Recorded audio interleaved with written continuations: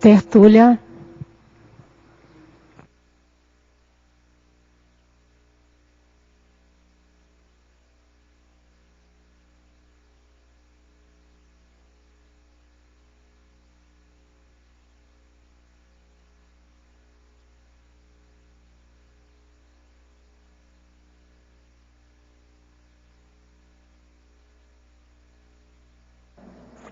A especialidade é autoevoluciologia. Definição.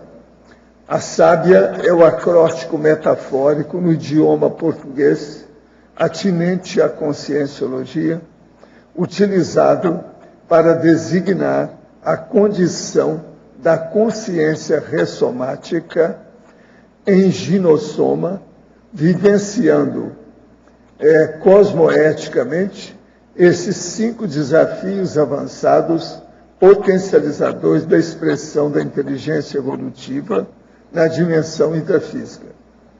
Sustentabilidade econômico-financeira, ádito da antimaternidade sadia, binômio autossegurança afetivo-sexual do prismo libertário, intelectualidade verponológica prolífica, autoparapsiquismo interassistencial tarístico.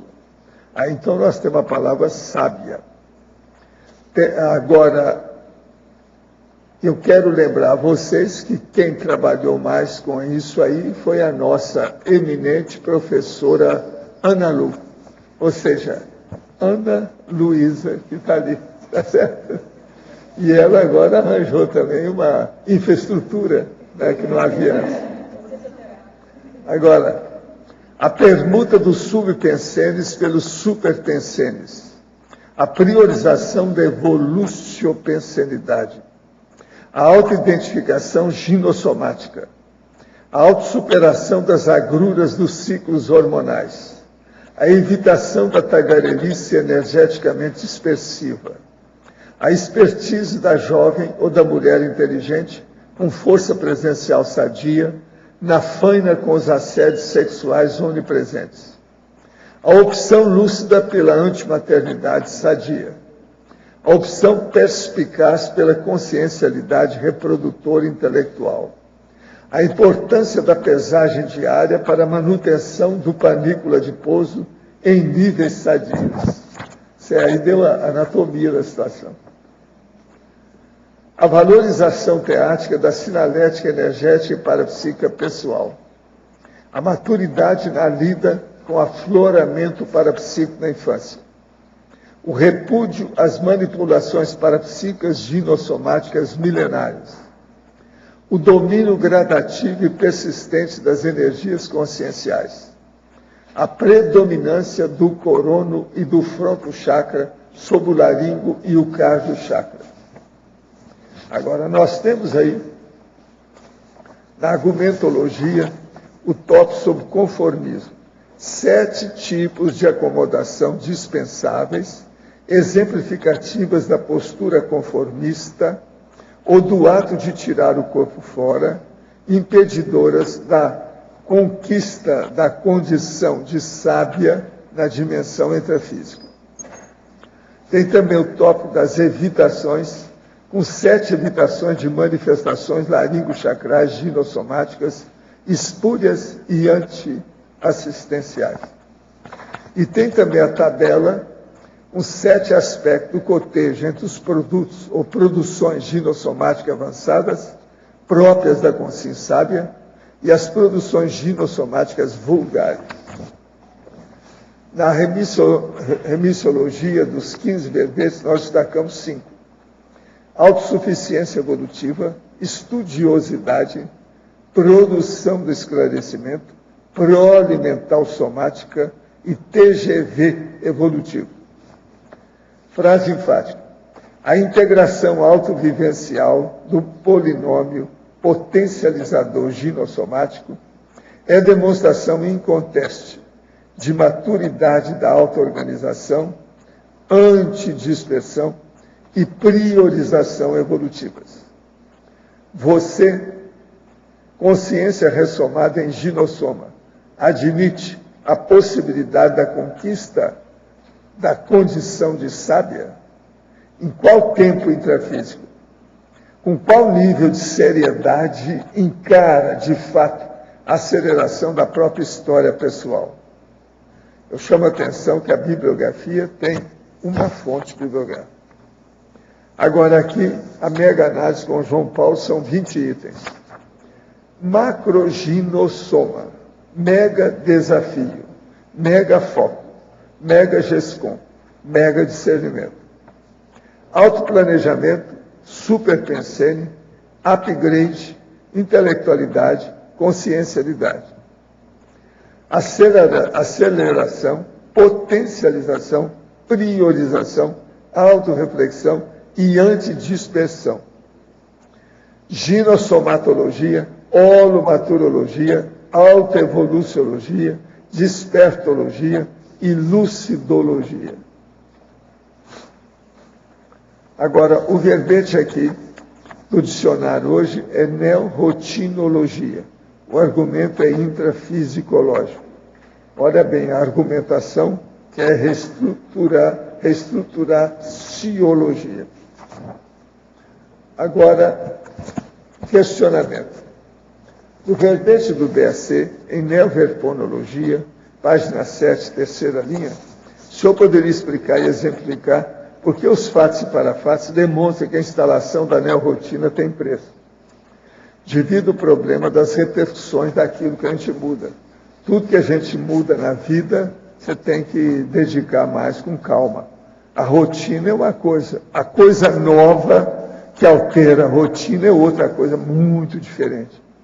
De que modo podemos mudar a cabeça de colegas de trabalho que se matam em plantões através de sonhos de independência financeira, mas também falam para os outros não se matarem em horas extras? Sim, aí é só seguir a orientação, e eu mesmo falo isso. Você tem que arranjar um pé de meia, agora não deve ser o workaholic. Você tem que ver, esse negócio de hora extra mata, tem que ir com calma. O que adianta? A pessoa está querendo arranjar um pé de meia e morre mais cedo? Isso é bobagem. Professor, minha mãe, de 89 anos, encontra-se na UTI devido a complicação pós-cirúrgica para fechamento de colostomia. Ela teve hemorragia já resolvida e agitação mental. Há 7 meses fez cirurgia devido a tumor de sigmoide, sem metástase, e evoluiu bem. Ela é lúcida, orientada e gosta muito de viver. Em ambas situações, seu nome foi colocado para cirurgia invisível e TENEPS. A condição dela hoje é evidentemente de assédio. O que pode ser feito? Arco voltaico crânio-chacral. Entra nessa, vale a pena. Agora para a nossa verbetóloga. Em estrangeirismologia, página 1, quarta linha, poderia detalhar sobre a priorização do estilo mental somático multa paucis? Essa expressão multa paucis quer dizer estilo conciso, dizer muitas ideias, quer dizer estilo conciso, dizer muitas ideias em poucas palavras.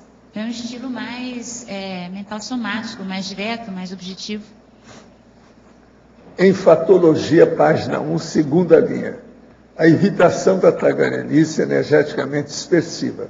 De que modo as mulheres podem realizar a autossuperação dessa condição e das alterações provocadas pelos ciclos hormonais? Essa primeira da tagarelice energeticamente dispersiva, eu vejo que tem muita relação com a carência. Então é a carência de ser ouvida, ou de ter os seus assuntos, os seus temas com alguém prestando atenção. Então a questão que eu vejo que ajuda mais é uma autorreflexão de por que fala de uma forma impensável, sem parar, ou às vezes sem ter motivo mesmo para falar, e a pessoa simplesmente começa a falar do nada, né? Então isso aí geralmente eu tenho observado a questão da carência associada. Agora a questão da superação dos ciclos hormonais, o primeiro aspecto é a pessoa se conhecer, ou saber como funciona o seu processo fisiológico, menstrual, de variação hormonal. Se a pessoa já tem mais de 40 anos, as alterações hormonais que vão acontecendo, e pesquisar bastante para o seu contexto e com profissionais competentes, né, qual poderia ser a melhor abordagem, profilaxia, ação no seu caso pessoal.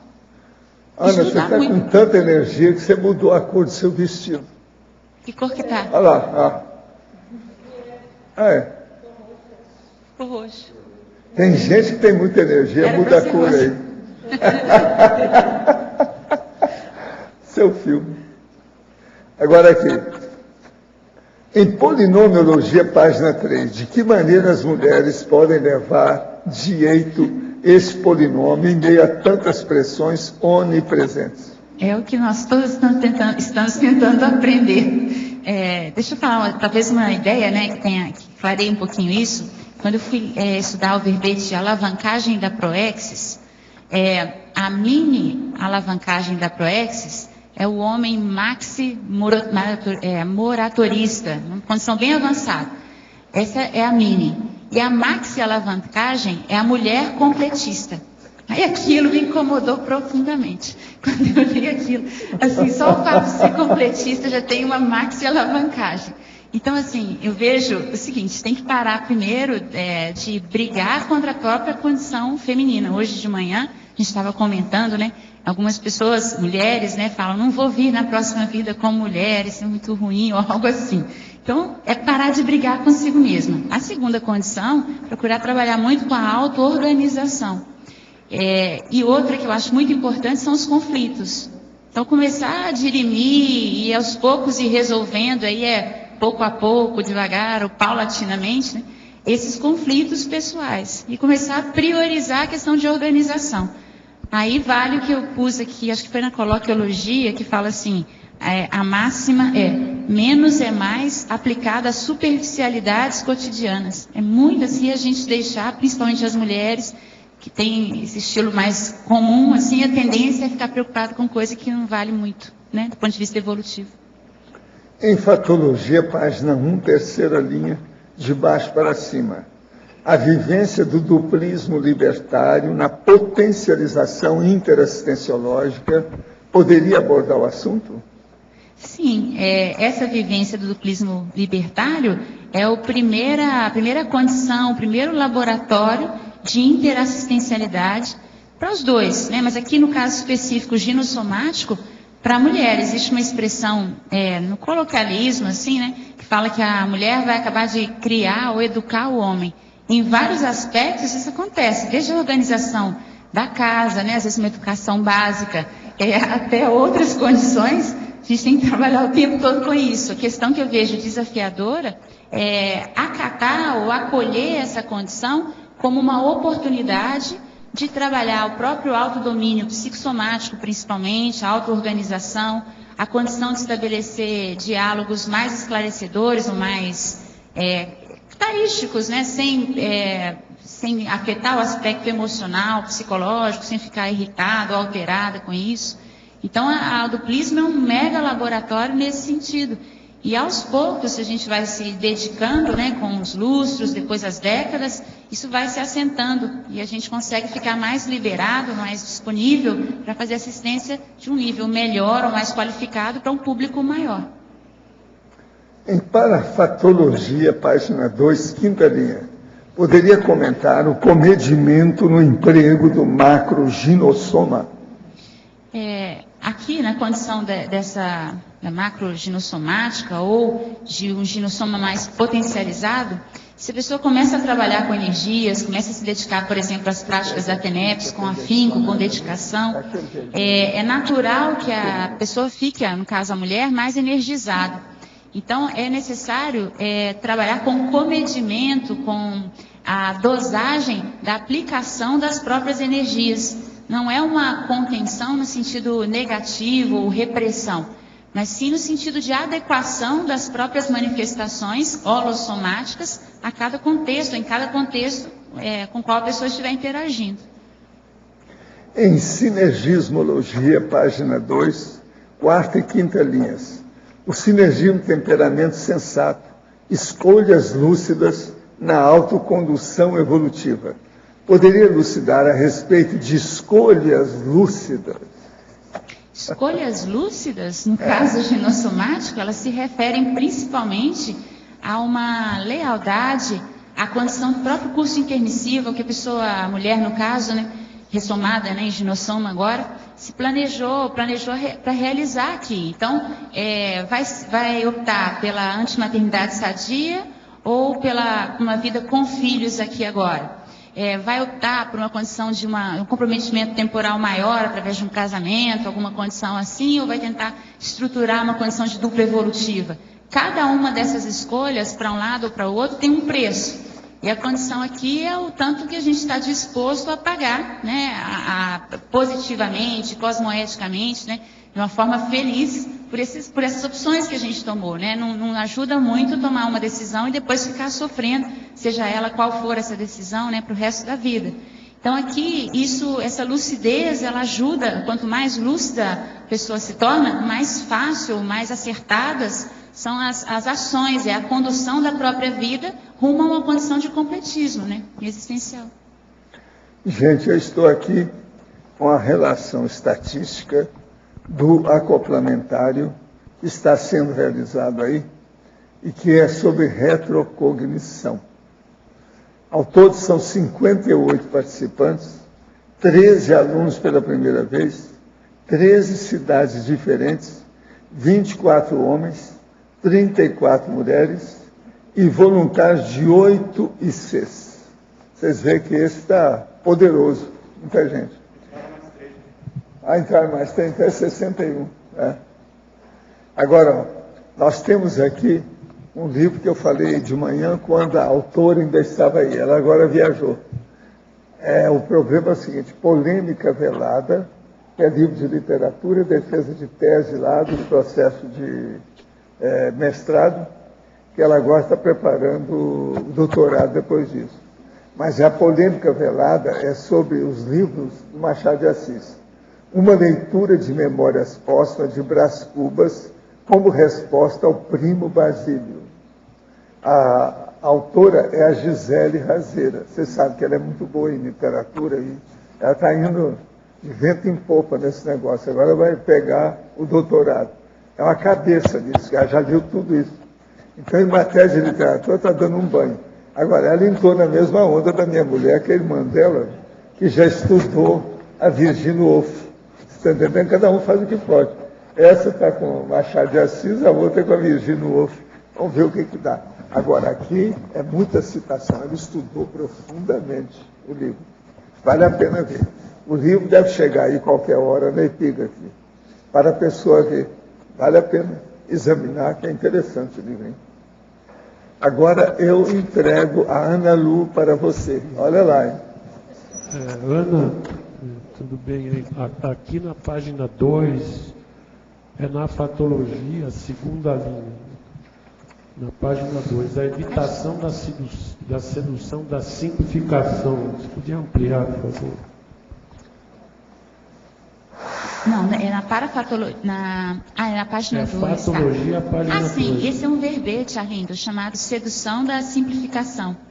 E nesse verbete, a definição é colocada assim: a sedução da simplificação é a pessoa ansiosa que interrompe um determinado empreendimento, uma pesquisa, ou o que a pessoa estiver fazendo, né, de produtivo, de útil, antes da hora certa, da hora correta, e já antecipa conclusões que são equivocadas.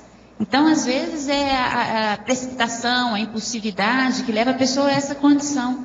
É uma condição mais psicossomática, né? Então, no sentido de evitar isso, para conseguir uma manifestação mais assentada, com as ideias mais claras e as conclusões. É uma acabativa abortada. Exatamente. Lá é a acabativa equivocada. É o sinônimo da sedução.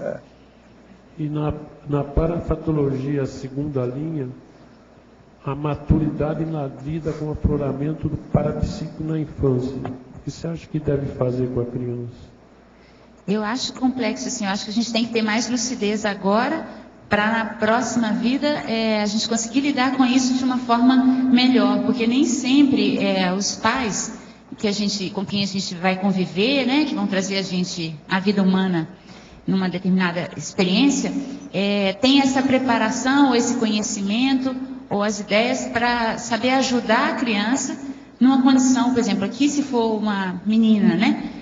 Lidar com o parapsiquismo, a questão da sexualidade e tudo isso na infância é um desafio considerável.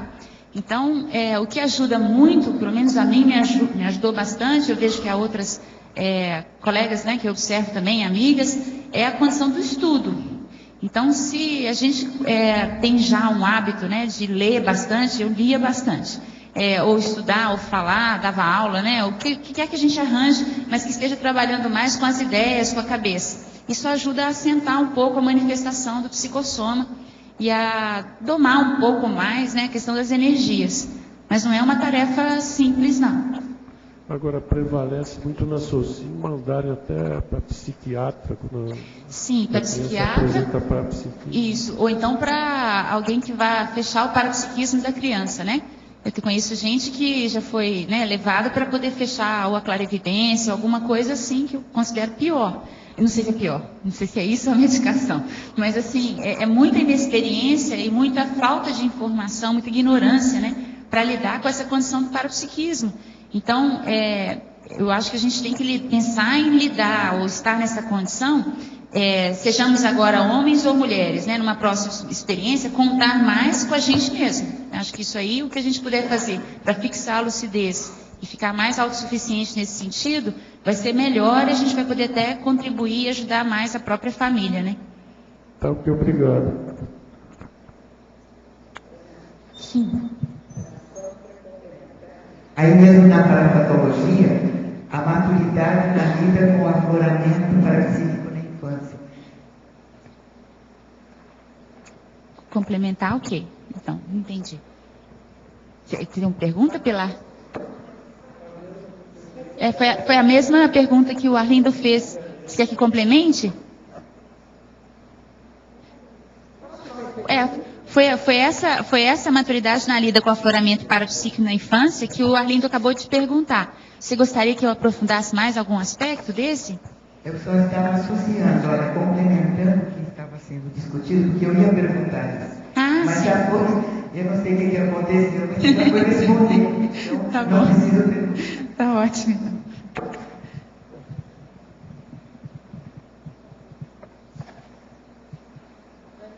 Sim.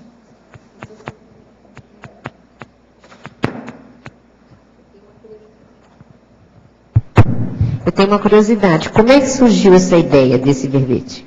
Esse verbete? Desse acróstico. O acróstico veio depois. A ideia minha era trabalhar com as dificuldades que eu verificava.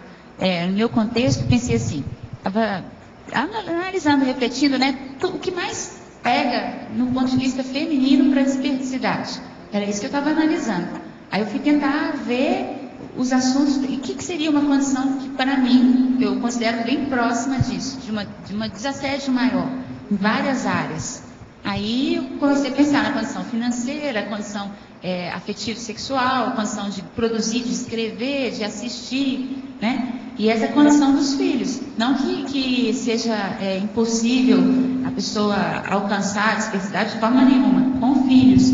Mas aí a gente colocou até para compor o acróstico a palavra ádito, né? Antes era antimaternidade, mas ela não tinha acento. E o ádito é o que você adiciona a algo para torná-lo mais completo. Então, com a antimaternidade sadia, é mais difícil, eu vejo, o pessoal acha geralmente que com os filhos fica mais difícil. Mas bancar uma vida sem filhos não é muito simples. É uma pressão muito grande. A gente brinca e fala assim, você tem que ter testosterona para bancar isso, né? Então, eu fui pensando nisso. Aí, a partir daí, eu fui tentar buscar, na hora que estava vendo essas condições, qual palavra. Aí eu pensei mesmo, criar uma palavra que pudesse ligar todas. E aí casou. Casou que surgiu, sabe? Aqui na patologia, penúltima linha, na página 1. A maturidade do autodiscernimento aplicada ao processo do envelhecimento pessoal. Gostaria que falasse sobre isso. Eu coloquei porque eu observo que muitas mulheres não tiram partido, não sabem tirar partido do envelhecimento pessoal. Eu sou uma pessoa que eu sempre quis ficar mais velha. Então, assim, desde que eu era pequena, bem criança, né? Fiquei menstruada com 9 anos. Então, desde essa época, eu pensava assim, eu quero chegar em 40 anos, 50 anos. Tudo vai melhorar quando eu estiver nessa época. Eu sempre pensei isso. E hoje eu já ultrapassei os 40 anos, tenho 41 anos. Então, eu estou feliz. Assim, nessa época agora, para mim, a melhor fase da vida é essa.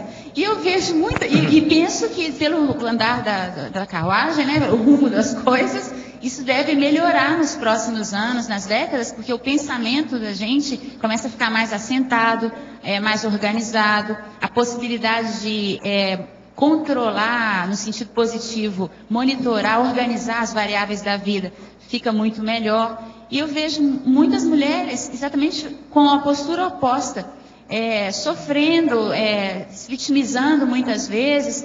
Observo pessoas mais próximas do convívio, até familiar em alguns contextos, né, com uma condição de que a vida está terminando.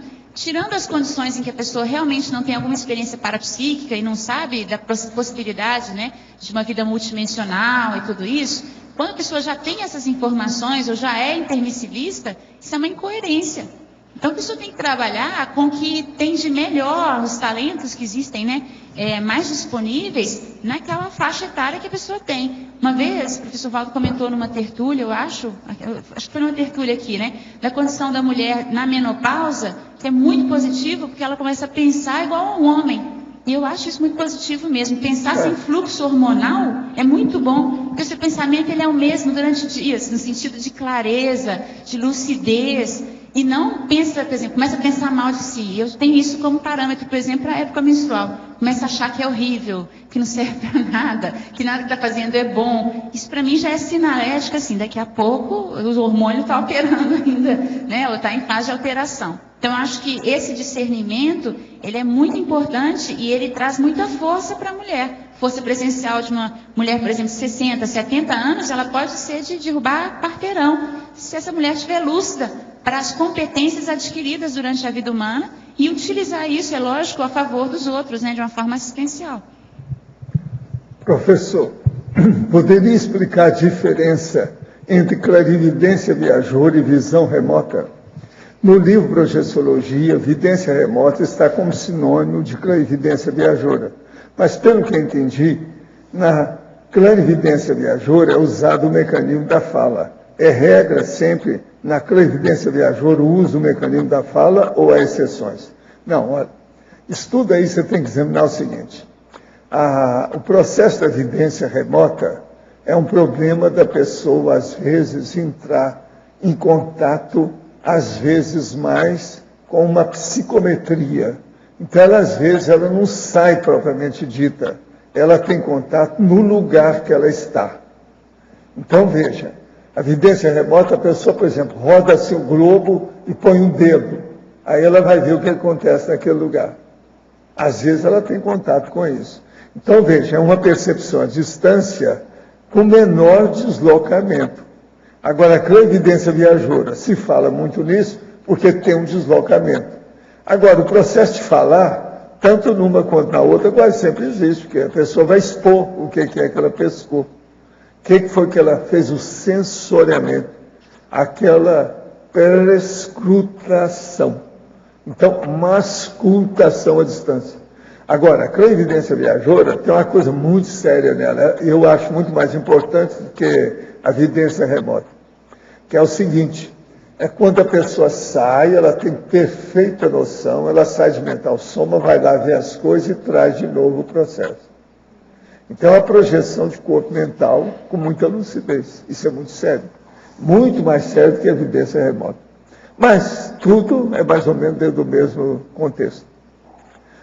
Professor, por que pessoas que têm lembranças de vidas passadas nunca se recordam do tempo em que ficaram no mundo espiritual?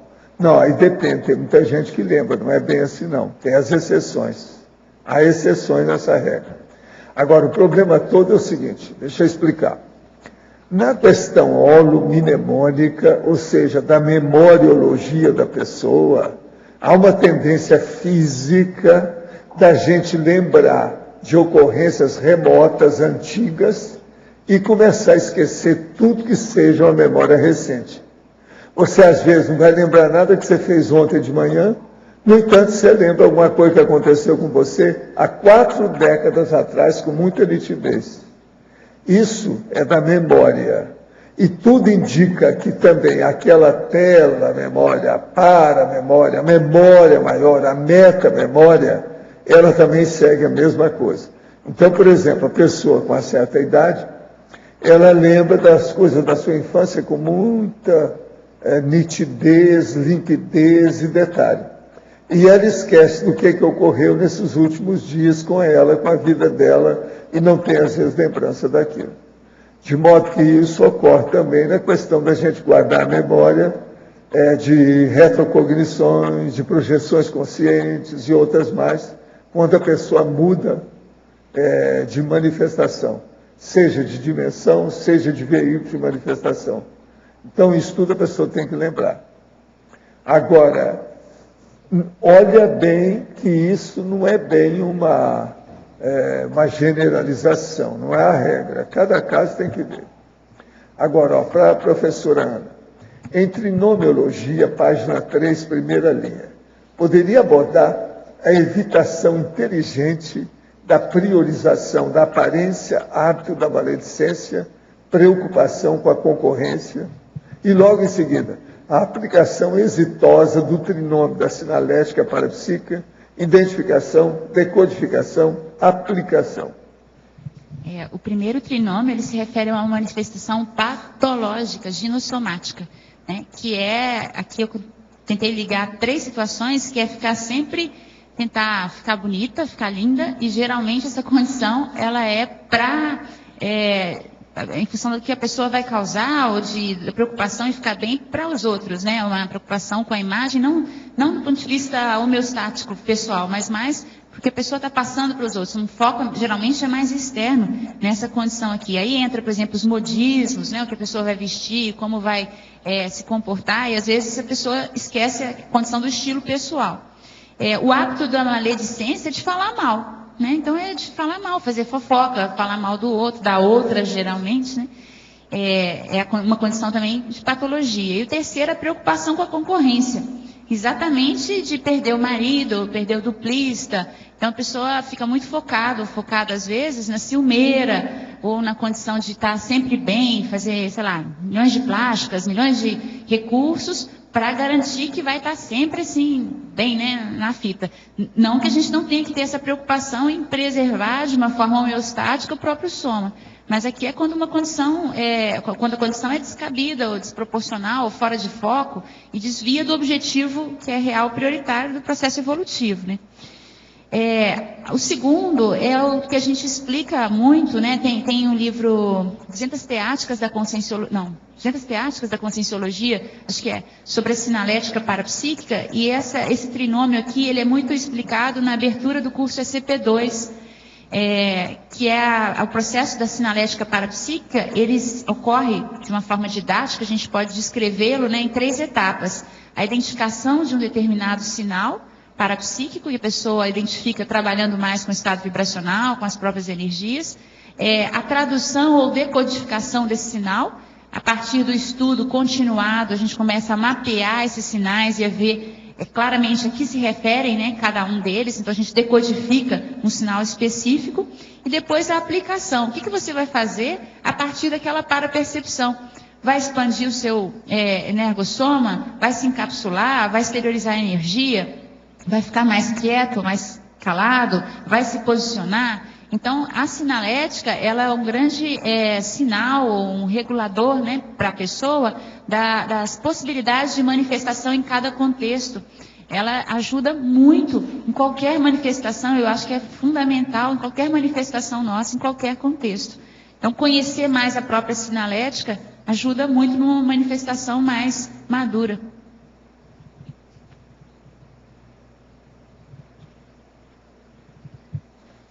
Professor Valdo, aqui em cima no ar, é o DAC. Primeiro item. É a definologia. O que tu queres? Pois é. Essa da rotina.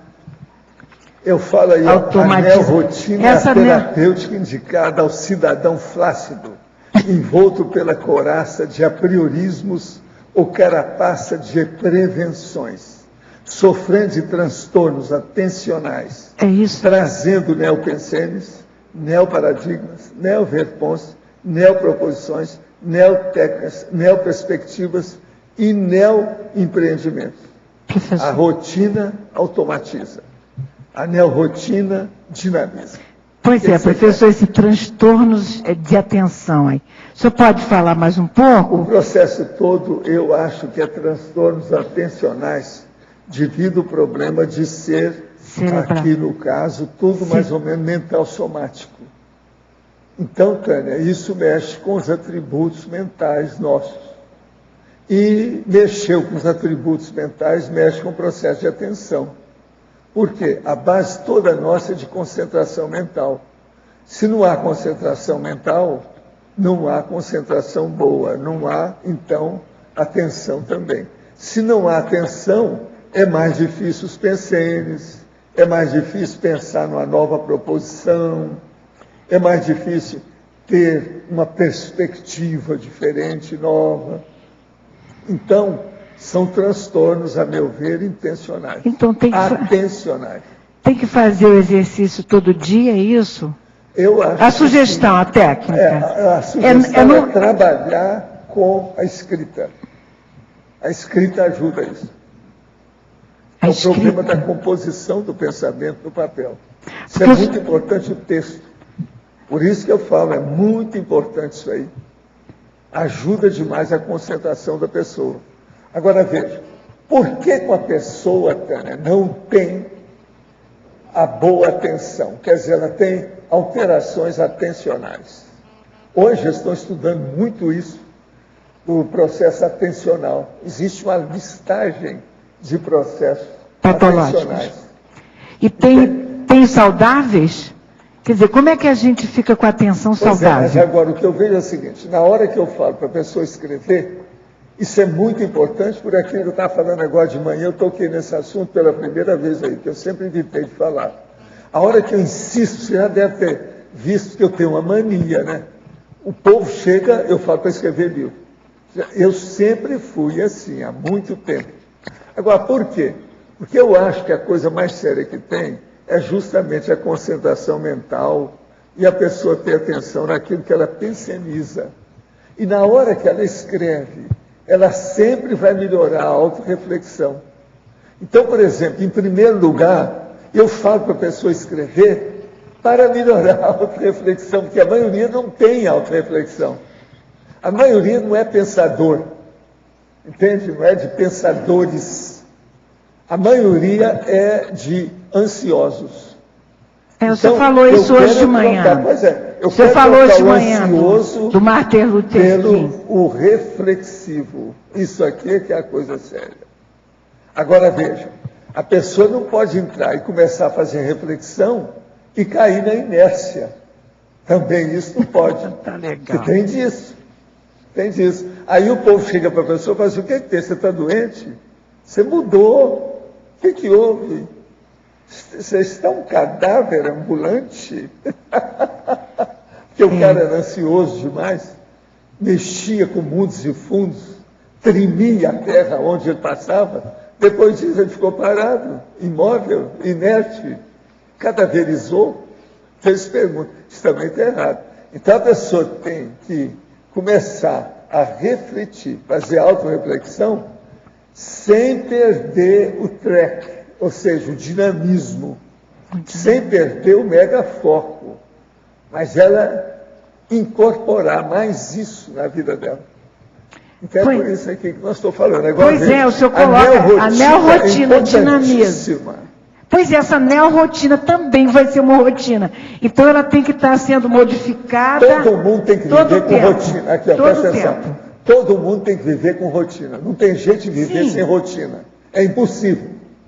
É impossível por quê? Por causa do corpo. O corpo você precisa de comer, dormir, tem sede, tem fome. Você tem que atender essas coisas, tem que ir ao banheiro todo dia. Como é que faz? Isso é rotina. Mas então essa rotina automatiza. O corpo é que exige as maiores rotinas da vida da pessoa. E o pior, quanto mais velhos vocês vão ficar, mais o corpo vai exigir. Isso é que é o duro. Hoje eu estava explicando para minha amiga ali sobre isso. Entende? A gente não pode A pessoa está aí com 30, 40 anos, não reclama, não. A hora que chegar aos 70, que você vai ver como é que o corpo vai te dar trabalho. Isso é um fato. Eu já falo para alertar o povo, para ver o que é que está fazendo. Aproveitar a dinâmica. E olha, vocês veem que eu sou uma pessoa um pouco dinâmica. Entende? Agora veja, eu reconheço isso tudo, que a vida da gente muda. O corpo é outra coisa. Então é o seguinte, como é que é o seu carro? Ele tem 10 quilômetros que você já andou ou tem 50 mil quilômetros? Aí o negócio muda. Já levou lá para fazer uma revisão? Isso que eu estou falando, Tânia, é a neo-revisão, é a revisão. É a neo-rotinologia, a ciência da revisão. Vamos revisar os nossos veículos de manifestação. No caso, soma, corpo humano. Revisão. Como é que nós estamos? Professor, e o argumento é intrafisicológico. É aqui, né? Agora, veja, intrafisicológico, é esse que manda. Enquanto nós estamos aqui, é nessa fase intrafísica.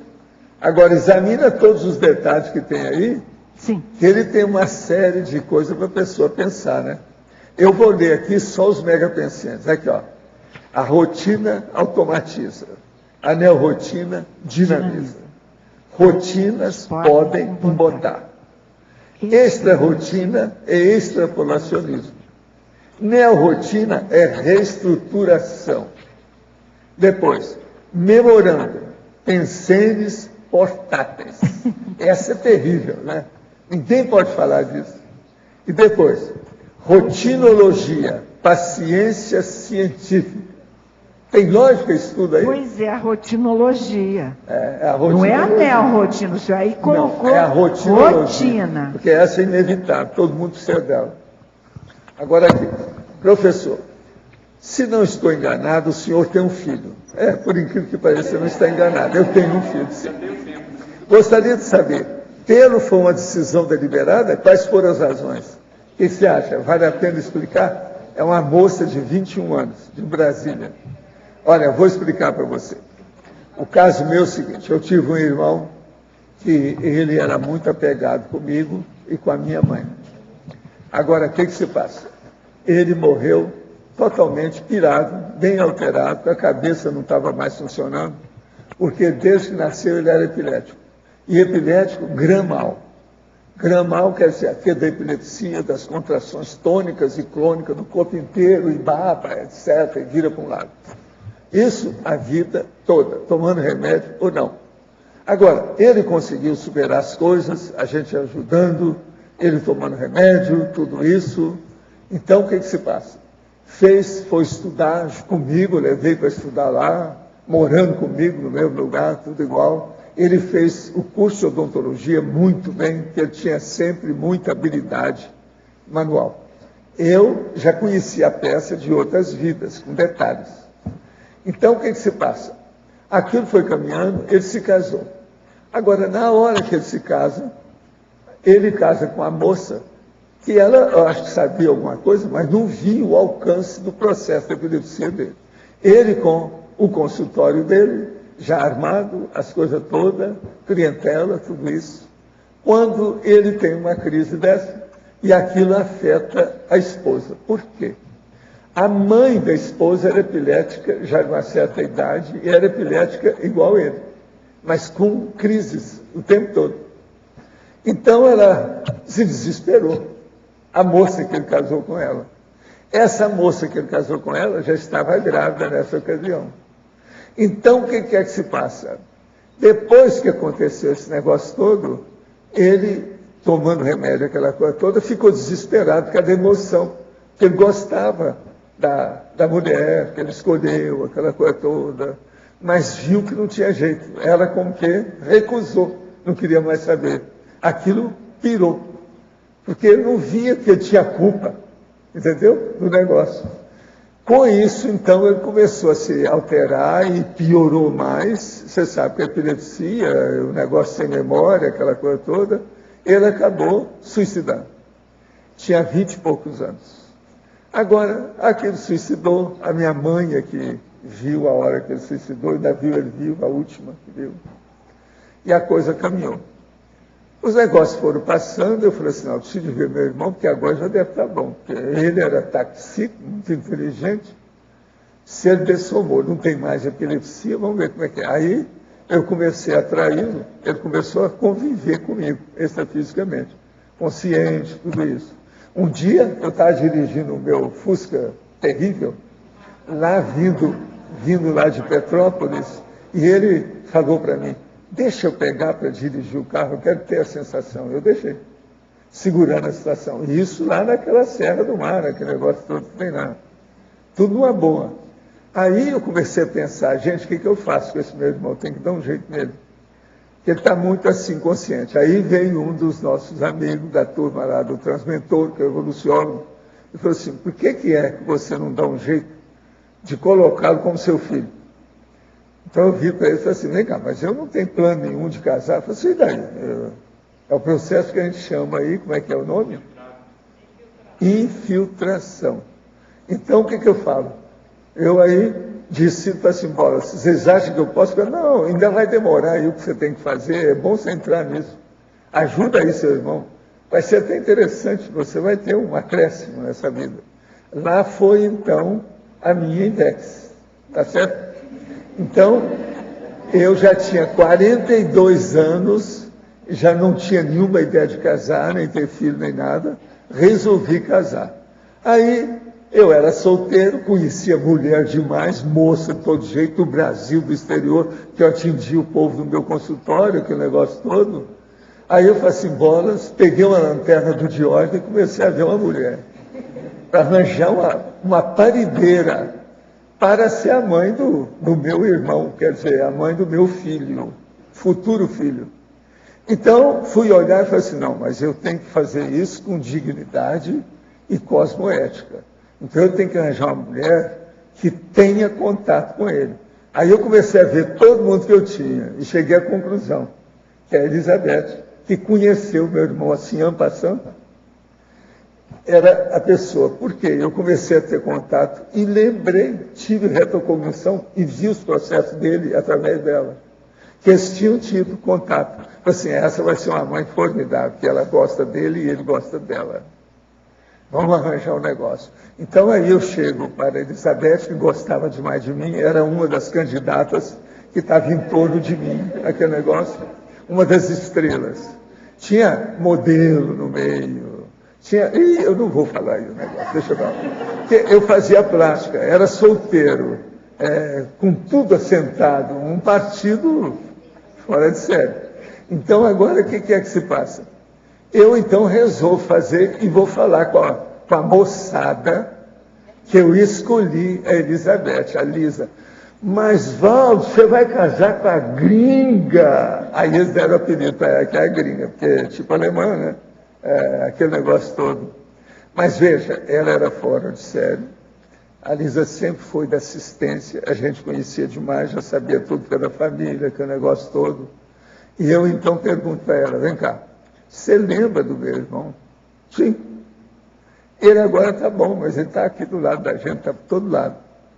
O que você acha da gente casar para ter um filho? Porque você já falou que você quer ter um filho, mas você quer ter como jovem mãe solteira. Eu não quero isso. Eu não quero ter um filho bastardo. Se nós vamos casar, tem que casar mesmo para ter o filho, porque tem que dar o nome. Tem que ter o juiz de paz. Nós não vamos casar em igreja, lógico, mas vamos ter o juiz de paz. O que você acha? Ela falou assim, eu topo.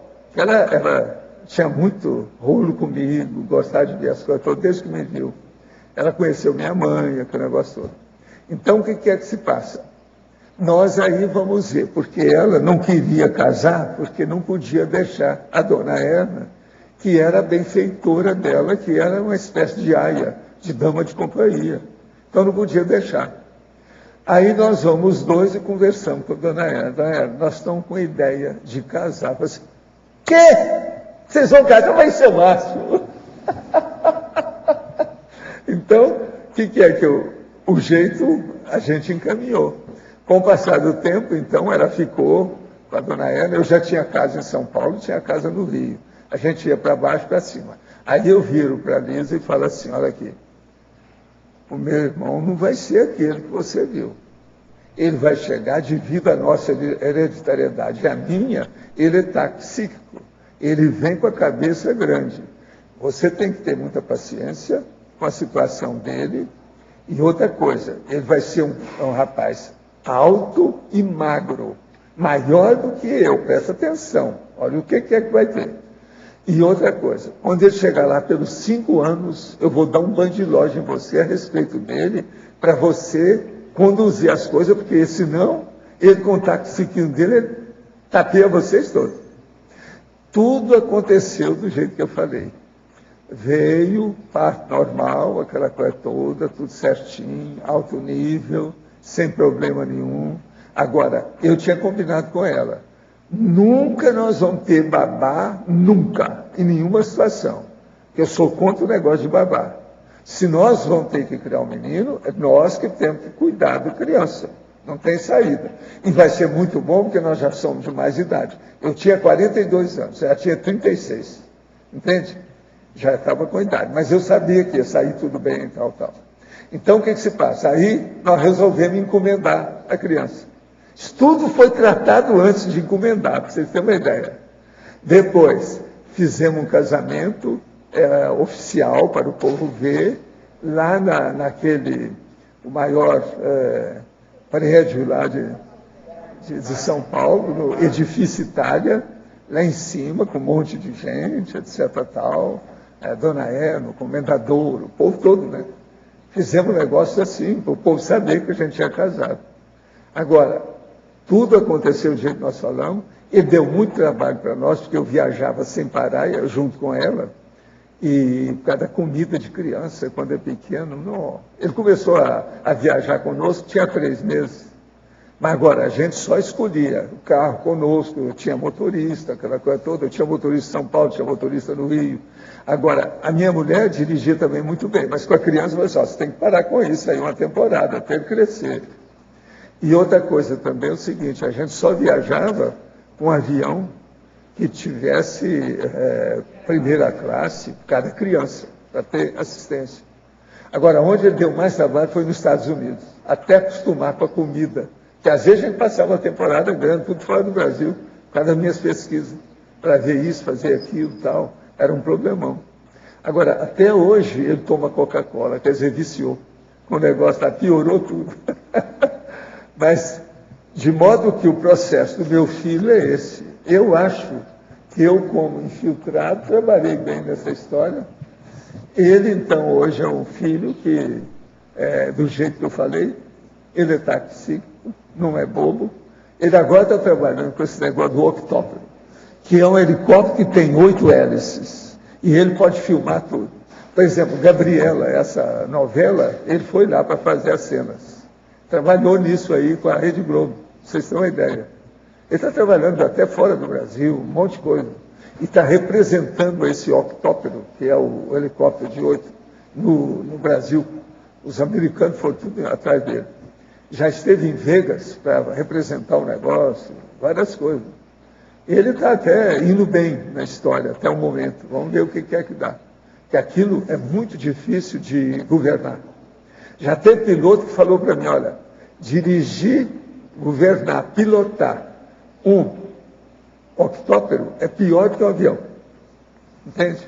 Porque é muita coisa que tem que pegar e tudo na sua mão, pequenininho. O painel é pequeno, a coisa não é fácil. Agora, ele consegue, o negócio tem saído bem. Tem muitas cenas por aí. Inclusive, quando é essa novela, tem muita coisa. Daquela moça morena lá. Pois é. Não, essas maratonas, a maioria já participou disso aí. Ele tira as fotos, a filmagem. Agora aqui. Professor, em 2 situações anteriores, pergunta na tertúlia e a conversa presencial, o senhor citou comigo a presença de energias de Quimbanda. Após a dessoma do meu sogro, essas energias ficaram mais presentes, promovendo assédios fortes. Alguns objetos encontrados foram destruídos e situações de ataque extrafísica foram superadas.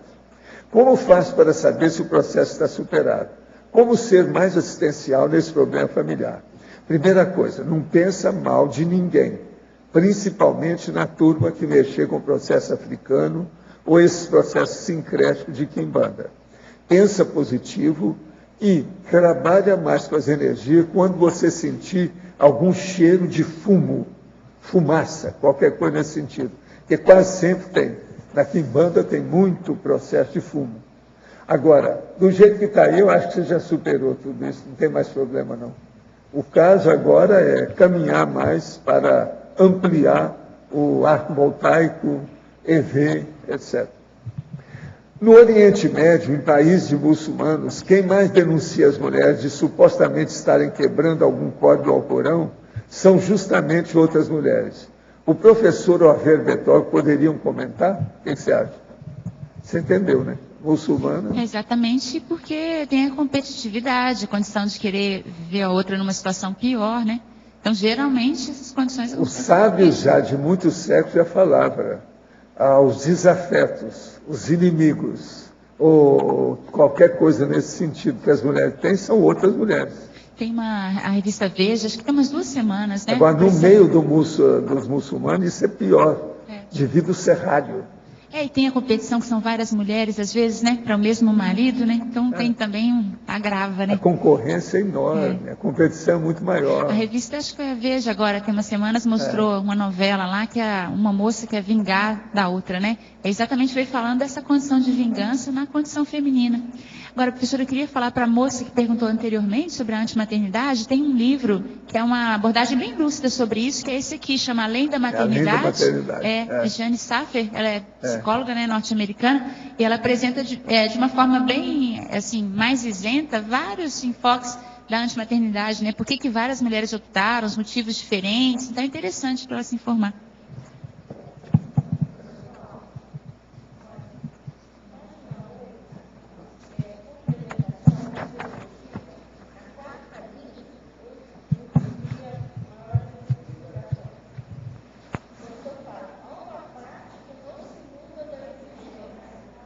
Não. Tem parte que não tem jeito de mudar. Por exemplo, ninguém corta a cabeça para continuar melhor. Há uma parte que não se muda da existência, o miolo ou o cerne que segura a estrutura. Por exemplo, a cabeça da pessoa. Se você cortar a cabeça, não tem mais vida. Ninguém nunca mudou a cabeça. Tudo bem, professor, o que eu queria perguntar... Por mais plástica que a gente faça, substituição biônica, não tem jeito de mudar a cabeça. O rosto vai, mas eu quero ver o cérebro. Não tem jeito. A minha pergunta é o seguinte: essa estrutura aí tem o mesmo significado de matriz do núcleo inicial? Então ela não muda nunca. A essência não muda. Por exemplo, o temperamento é difícil de mudar. Está entendendo? É a tendência que a pessoa tem. Por isso que eu falo, a última coisa que muda é o temperamento. Por exemplo, a cabeça muda, porque você tem outro corpo, muda a cabeça. Mas o temperamento que funciona, que comanda a vontade, que está ali, a intenção, esse não muda fácil. Isso tudo a gente tem que pensar muito para ver. Aí o senhor fala aqui na existência, mas seriam em todas as existências ou aquela existência onde está? Não, o processo da existência é o mais sério, porque é esse que vai determinar como será a sua próxima vida. Então é muito importante. Há uma parte que não se muda na existência, o miolo ou o cerne que segura a estrutura. Essa é preciso defender. Por aí vamos evitar receber o aviso fundo do workaholismo e da anedonia. Eu tenho autoridade moral para falar que a maior besteira, uma das maiores besteiras que eu fiz nessa vida, foi ter o workaholismo que me deu infarto miocárdio com 28 anos. Porque eu trabalhava demais. Eu não precisava de fazer horas extras naquela ocasião, mas eu fazia para mim. As piores horas extras são aquelas que você faz para você, que você não vai receber nada, porque você não está pensando em honorários, em salário. Isso aí é que é o brabo, é o difícil. No instituto, sempre eu olhava para a pessoa. Quando eu via que o cara estava workaholic, eu falava, para com isso, vamos diminuir seu trabalho. Vamos dar um jeito nisso. Aí, professor, quando o senhor fala em cirurgia, e lógico que tem a convalescência que o senhor já falou, pode acontecer essa cirurgia da mudança da estrutura e da matriz, mas só com o decorrer de longo muita tempo, experiência e muita vivência, não tem jeito. A holomaturidade é o casamento do idealismo com o autodiscernimento, da experiência com a autoconsciência. Olha só isso aí, olha o nível disso. A neorrotina pede o emprego de registros escritos, a fim de facilitar os novos hábitos pessoais e proceder aos cortes, eliminações, supressões, erradicações, desativações, anulações e desfazimento de monoideísmo, bitolamentos e ineficácia. Mais claro do que isso, eu acho que não tem jeito, né? Precisa acrescentar alguma coisa disso? Acho que não tem jeito, está mais do que claro. Professor Valdo. Ana. Professor Valdo. Professor. Luiz, aqui é a Jane. Você poderia explicar aí no Maniologia, o segundo, né? A mania dispersante do megafoco multívulo capricheria? Existe um verbete, Keiko? Existe um verbete chamado consim multívola, que é a pessoa que não consegue ter um foco definido, nunca está satisfeita, então a pessoa sempre fica mudando, sempre tem que ter uma atividade para fazer ou algo assim. E esse é o megafóculo multívulo. Capricheira é uma palavra que vem do capricho. Então, muitas vezes, esse megafoco, ele é para atender os caprichos da pessoa. Capricho é uma vontade, um desejo repentino que não tem uma base muito sólida do ponto de vista de objetivo, de algo mais emocional, né? Então, esse megafoco multívulo, ou essa dispersão, né, total, muitas vezes tem vínculo com os caprichos da pessoa, algo que não é evolutivamente prioritário. É isso? Professor Valdo, aqui. Quando a pessoa tem um distúrbio neurológico, que é como a epilepsia, o que a gente pode associar para poder entender? Tem a ver com processo paragenético, com genética, com que tipo de disfunção? Olha, o problema todo é porque a pessoa às vezes não soube usar, está entendendo? O problema da ideia perante os outros. Então ela piorou, ela tem uma memória muito boa e piorou o processo mnemônico. Entende? Porque não soube usar a memória. Eu já vi gente assim, e eu cheguei para a pessoa e falei assim, cuidado, hein? Eu já vi gente que era assim numa vida, na outra ela veio epilética. Olha bem. Aí o cara perguntou, mas por quê? Paulo, por que você está dizendo uma coisa dessa? Você está guardando tudo que é ruim das pessoas. Você não esquece, você vive falando aquilo que não presta. Que tal você usar a sua memória só com as coisas boas das pessoas? Aí o cara caiu em si. Quer dizer então, eu continuo apontando a coisa mais boa e esqueço a ruim. É isso. Você não. Você só vê a coisa ruim dos outros, assim não dá. Uma memória danada. A pessoa até já esqueceu aquilo, você lembra? Está calcando a ferida, está pondo o dedo na ferida. Isso aí, você não está sabendo usar a sua memória. Professor Valdo. Agora, esse cara, ele era desse jeito. Com o passar do tempo, ele mudou tanto que eles falaram assim, vem cá, o que houve com ele? Ele está diferente. Ele está tomando algum remédio, alguma coisa? Só porque ele parou de fazer aquelas admoestações do pior da pessoa, dos trafares da pessoa. Ele era o maior trafarálogo que poderia existir em todo o povo. Eu falei assim, é assim que a pessoa perde a memória através da epilepsia. Que hoje predispõe. Eu fiz uma pergunta para o senhor a respeito do meu grupo, da minha família. Eu achei interessante porque meu pai teve um tratamento neurológico, ele é epilético. As minhas duas irmãs tiveram problema epilético. Meu irmão mas aí já é o processo da família inteira. Não, meu irmão é neurocirurgião. E eu trabalho com psicologia. Então, eu falei assim... Vocês vêm para consertar isso aí. Então eu digo assim, o que eu posso observar... Agora, a epilepsia, o pior mesmo dela é a perda da memória. Perda da memória. Agora, tem gente epilético que a perda da memória é impressionante. E você sabe, a memória é a personalidade. Uma pessoa que perde a metade da memória, ela perdeu a metade da pessoa dela. Tudo foi embora. E outra coisa, é muito difícil recuperar quando o caso é muito profundo. Agora, tem que tomar remédio com calma, tem que evitar estresses e irritações. Porque o que dá mais é o seguinte, a irritação externa da irritação neurológica. Isso dá a crise epiléptica. Então, se tiver uma vida mais calma, a pessoa melhora. Entende? Agora, nesse caso que eu estou falando para o senhor, tem uma relação genética e tem processos paragenéticos? Não, agora, no caso do meu irmão, não foi nada disso. Nós não temos epilético na família, não. Foi o parto.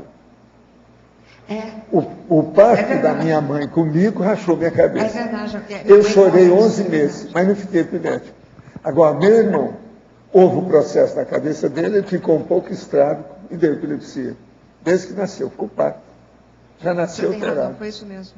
E ali deu muito trabalho, porque, gente, uma das coisas mais bárbaras é você ver uma criança pequenininha ter uma crise epilética. Você não dorme à noite. Só de pensar naquele quadro. Igual meu irmão era assim. Já pensou minha mãe como é que sofreu até o filho crescer? Dava pena aquilo. Agora, meu pai, por incrível que pareça, o meu pai, depois que nasceu esse meu irmão, ele deixou de ter como mueca. Ele era tão preocupado com o filho, que esqueceu as dores dele, os problemas dele, deixou toda a depressão dele. Eu acompanhei isso e eu vi. Eu já era grandinho na história, você está entendendo? E atilado, queria saber de tudo, conversava sobre tudo. E com 4 anos eu comecei a ler e escrever, né? Então você já viu como é que era. Foi quando ele nasceu. O Walter, o nome dele era Walter. Agora, a coisa mais séria da epilepsia que eu queria saber foi quando ele já estava crescido, e eu comecei a estudar um negócio para ver quem é que morreu com epilepsia. Eu fazia atração, fazia evocação e deixava aquilo se manifestar comigo. Aí eu fazia assimilação para ver o processo da memória. É terrível. Então, por exemplo, há crises epiléticas que a pessoa entra dentro daquele surto antigo do problema que teve, o ataque da pessoa, e é horrível o que a pessoa pensa. É o processo baratrosférico. Então eu começava a pensar o que é, sentia o que é, que a consciência que morreu epilética. Como é que foi? E aquilo continuando. Agora, o que é ruim não é só a manifestação negativa, desagradável, desconfortável, não. É o problema de você não encontrar, às vezes, lembrança que você quer colocar. Então, a pessoa tem ali uma lembrança daquilo e não sabe onde pôr. Isso é terrível lá dentro. Agora, não é todo epilético que tem isso. São só aqueles que entram numa crise muito séria. Agora, o meu irmão era muito engraçado pelo seguinte, ele, às vezes, na evocação do processo, ele tinha uma crise e ele tinha aquilo tudo, ele, às vezes, ficava sentado na cama, falava uma opção de coisa, eu olhava se tinha consciência, às vezes não tinha nada, era ele que estava alterado, depois ele dormia e não lembrava de nada. Está entendendo? Então, você está relacionando também a um processo parapsíquico. Tem também esse componente parapsíquico com o processo... Não, outra coisa. A pequena, o petit mal que eu chamo, que é a epilepsia pequena, a mini epilepsia, é chamada de ausência. Praticamente tudo quanto é sensitivo e médium tem ausência, em certas condições. Por quê? Devido à interferência do paracérebro, da outra consciência, que quer se manifestar com o paracérebro dele. Então aquilo, às vezes, dá um curto-circuito.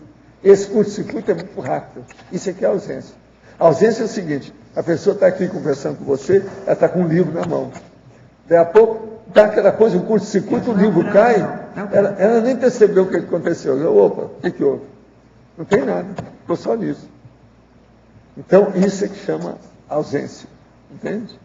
Agora, a ausência, eu examinei muito por causa de médico, no movimento espírita, era muito médico que tinha ausência. Então, por exemplo, eu sempre falo para as pessoas, essas que caem qualquer coisa da mão, para examinar se não é ausência, para ver o que é, para, vamos dizer, atalhar o negócio, fazer a profilaxia, se prevenir, se tem alguma coisa de epilepsia. E, professor Valdo, a pessoa pode mudar, por exemplo, eu sei que meu pai tinha um temperamento antes dele ter ataque epilético. Depois, eu acho que ele se tornou uma outra pessoa. Às vezes muda tudo. Mudou muito o jeito de ser. Agora, principalmente quando a pessoa não tinha nada de epilepsia e adquiriu aquilo já na idade adulta. Aí pode alterar. Outra coisa, existe uma série de modalidades de epilepsia, não é só essa grande mal e nem essa da ausência, não. Entende? Existe a jacksoniana, que a pessoa só sente de um lado alguma coisa. Tem muitos tipos, é preciso ver com calma. Entende? Agora, o problema, o que afeta mesmo é sempre a memória. A memória é sempre afetada nesses casos. Quanto maior o processo da crise epilética, maior é a hipomnésia. Entende? Professor, o senhor considera cosmoética e respeito às leis da natureza a ingestão de carne animal? Pode falar sobre isso, os contras e os prós? Sim, o problema todo é o seguinte, eu sempre fui contra o processo da alimentação carnívora. Eu sempre fui favorável à alimentação frutariana. Mas nem hoje, com a vida que eu tenho, eu deixo de comer alguma coisa. Agora, eu prefiro hoje, em matéria de carne animal, de comer peixe, quando tem. Eu prefiro peixe. Mas eu como até outras coisas, quando não tem. Devido ao problema da minha dieta, porque eu faço dieta porque eu vejo uma opção de coisa. Então, eu vou a um restaurante, 90% daquilo eu não posso comer. Então, eu tenho que estar escolhendo muitas coisas, porque senão eu vou num lugar e não como nada. Isso tudo a gente tem que ver. Agora, o que é que se passa? Se uma pessoa, é aquilo que aconteceu comigo, se uma pessoa, por exemplo, ela está acostumada a comer carne, desde que nasceu, a família acostumou a pessoa a comer alimentação carnívora. Se ela deixar aquilo definitivamente, por mais que ela tente colocar soja, alguma coisa no lugar da carne, suplemento alimentar, remédio, milhões de coisas, depois, mais ou menos, pelo meu cálculo, mais ou menos entre 2 anos, 2 anos e meio, a pessoa vai começar a ver que ela está batendo o pino na memória. Isso afeta a memória e depois a concentração mental dela. Isso é inevitável. E outra coisa, para recuperar, às vezes, ela vai demorar o outro tanto, ou às vezes o dobro.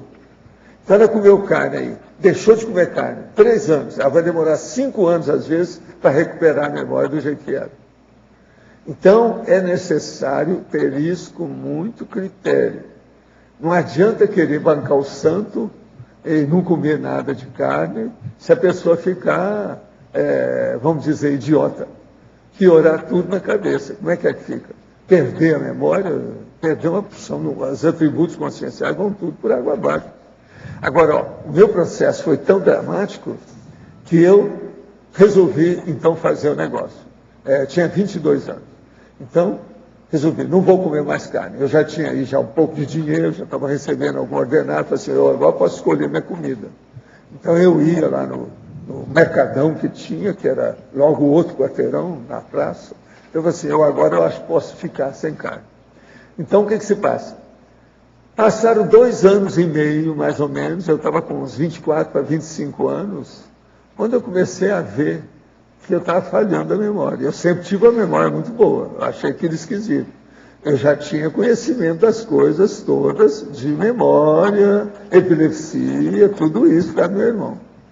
Então, um dia, nesse período aí crítico, eu esqueci como é que escrevia 8.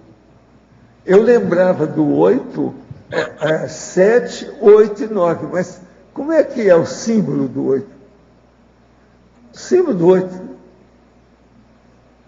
eu não lembrei. Então, eu fui depressa nos livros para ver as páginas, para ver o que tinha entre o 7 e o 9. Aí, mas vem cá, por que eu não lembrei? Eu falei, eu estou doido. Aí eu comecei a pensar, não, eu preciso examinar que eu não estou normal.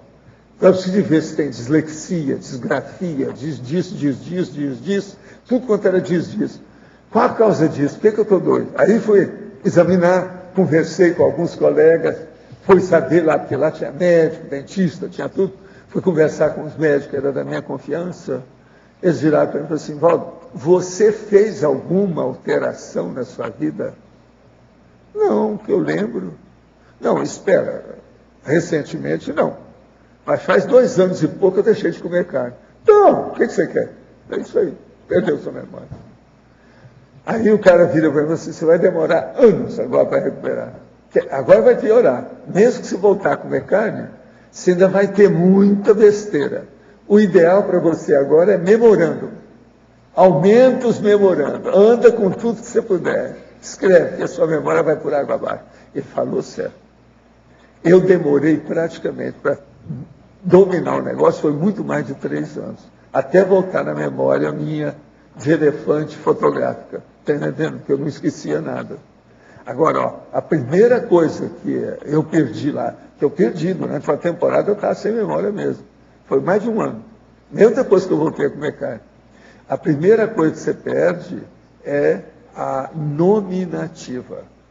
Então você esquece o nome da pessoa, esquece como é que chama. Por exemplo, o Réveillon, é aquela festa do fim do ano. Como é que chama? Eu não lembrava. Você está entendendo? Coisas assim.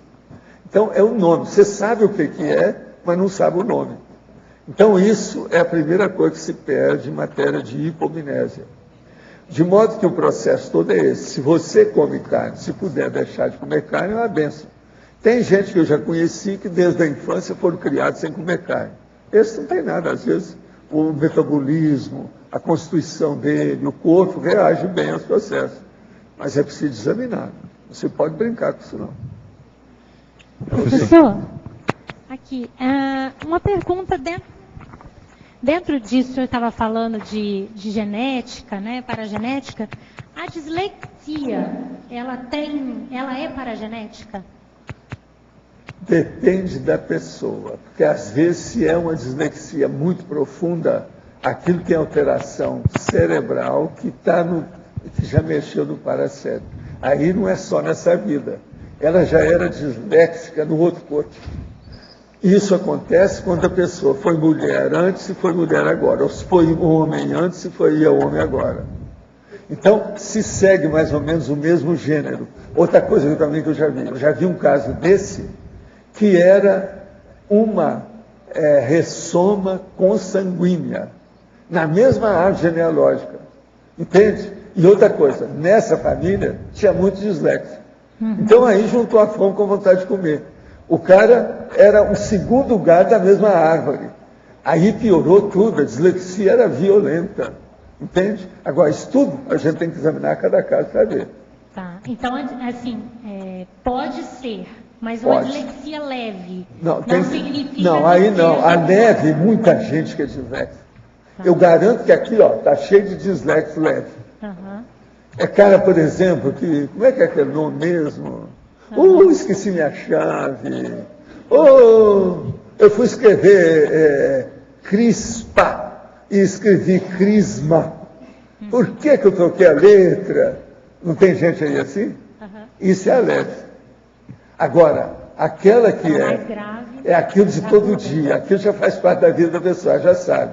Então, ela tem que olhar as chaves, como é que são, o que é que faz com a palavra tal, ela tem que ter dicionário de tudo quanto é jeito perto dela, para não esquecer nada, as coisas todas arrumadas.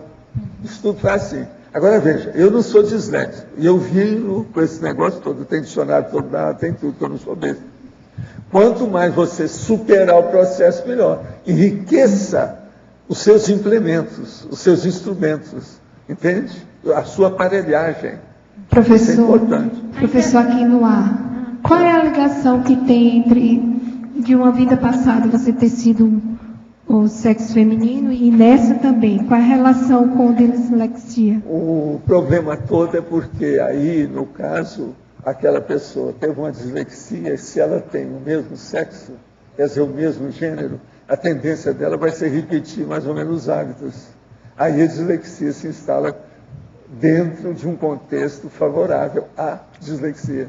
Então, o ideal é você ficar sempre alternando o sexo feminino e o masculino? Não, isso aí varia muito. Tudo depende de qual é o objetivo da sua próxima vida. É aí que você vai escolher o sexo. Isso aí os evoluciólogos dão muita instrução para a gente. Entende? Eles são muito vivos, têm muita experiência. Não é assim, professor? Deixa eu só completar, só mais uma coisinha. Na mesma linha segue o déficit de atenção e a hiperatividade? Também ela tem essa mesma... A hiperatividade, ela quase sempre anda casadinha com a dislexia, em muitos casos. Principalmente com mulheres. Já tem isso também, das coisas que eu tenho estudado. Você sabe que eu estudo o processo da hiperatividade infantil antes deles classificar a hiperatividade infantil. Eu comecei a ver isso muito cedo no movimento espírita. Entende? Que era muita gente hiperativa. Agora, o nome não era esse que a gente usava, não. Era o cara ansioso, etc. Tal. Isso que eu chamo de síndrome do ansiosismo. Isso a gente já usava. Depois é que eles criaram o nome de hiperatividade infantil. Eu sou médico antes disso. Eu já tinha visto o negócio muito cedo. São daquelas coisas que eu vi da medicina por causa do parapsiquismo. Entende? Eu vi antes. Agora, por isso que eu falo que outra coisa também séria que tem com a hiperatividade é isso que está falando sobre aquele verbete que eu fiz com sim multívola. Tem relação com isso. Olha bem o que é a consim multívola e o que acontece com ela. Vocês vão começar a entender isso tudo. Tem relação. Isso aí tem. Professor, aqui. No acoplamentário que está tendo agora, o tema do acoplamentário ele é retrocognição, né? E lá foi colocada uma informação pelo Hernandes que eu achei bem interessante, a questão da sucessão de sincronicidades que podem levar a pessoa a fazer uma prospecção de uma nova sincronicidade e aquilo acontecendo, enfim, pode confirmar hipóteses, etc. Seria uma pré-cognição com base retrocognitiva, entre aspas, assim, né? O que eu fiquei pensando é o seguinte, eu queria, se for possível, entender um pouquinho mais, lá na Espanha ainda, em 2001, penso que foi, você fez uma prospecção minha em relação à sua mãe. Minha pergunta é, aquilo foi mais com base retrocognitiva, ou nessa lógica do Hernandes, uma série de dados antigos que fazem uma prospecção, ou foi mais com base pré-cognitiva? Diferenciar uma coisa da outra. Lá nos processos é por causa do problema das inspirações dos amparadores no momento lá, dentro das condições. Do jeito que eu fiz com você e ela, aqueles processos todos, foi a mesma coisa. Ali havia aquela consciência que eu falei para vocês, tinha uma consciência muito bacana. Ela estava, aquela que fez aquele cone de luz enorme, uma coluna de luz lá em cima de vocês. Aquilo ali é o processo deles, por isso que é que eu comecei a cogitar. Estabeleci uma série de elucubrações, de hipóteses. Mas essa hipótese, então, em relação à sua mãe, nessa linha, seria, então, mais na linha do que o Hernandes falou, uma série de dados anteriores que fazem uma prospecção hipotética futura. Agora, o problema é anotar isso tudo e depois fazer a convergência. De ano em ano, você junta aqueles dados todos que você acumulou e tira as ilações. O que é que você conseguiu apurar daquilo ali? Isso aí é impressionante. Cria muito, assim, vamos dizer, surpresas na pessoa. Isso é surpreendente. Quando a pessoa estuda o negócio com muita lucidez. Tem que ter muita autocrítica nisso. Não pode exagerar nada, nem nada. E outra coisa, respeitar os fatos. Os fatos e os parafatos que tem que ser respeitados. Isso a partir de uma coleção e anotação de dados. É assim que a gente desenvolve os processos, que você vê muita coisa. Agora, ó, a hora que você junta 2 ou 3 flashes, que aquilo cria um episódio, aquele episódio pode atrair uma retrocognição que você não lembrava mais. Aquilo é, entende, intermissivo. Não é da agora, não é dessa vida. E outra coisa, chega num certo ponto que aquilo fica límpido. E às vezes aí é a hora que vem os amparadores e ajudam você. Eles te dão um banho de noja para ampliar a sua ideia. Porque você abriu o caminho. Eles enriquecem mais ainda a informação, entendeu? Telepaticamente. Isso é o máximo. É o que acontece comigo aqui. Aquilo que eu mostro para a Mabel, que é o processo lateral, daí a pouco aquilo, a parte lateral deles tomam conta de mim. Então, o paracérebro do amparador, ele começa a dominar o meu. E domina. Aí fica tudo mais claro, abre o caminho. A cosmovisão. A gente poderia falar que a base para isso acontecer, um lado seria a anotação e outro lado o estudo, para a pessoa ter arcabouço mental para entender isso? Estudo, anotação, mas a coisa mais séria é a hora que chega o parapsiquismo. Você começa a tirar partido das suas ilações parapsíquicas. Por isso que eu falo, você recebeu um banho de energia, anota tudo. Por quê? De que modo que foi? Como é que eu sinto isso? Qualquer coisa, por isso que eu falo, eu indico a pessoa para ir para os laboratórios e ir para as dinâmicas de parapsiquismo e o acoplamentário. Para ela ver aquela relação que tem de sintomas, de sinais, das coisas que a pessoa pensa. Então, o caminho da sinalética, a pessoa obtém por aí. Enquanto se ela não anotar e não ver as coisas, ela não vai ver o que é a sinalética dela.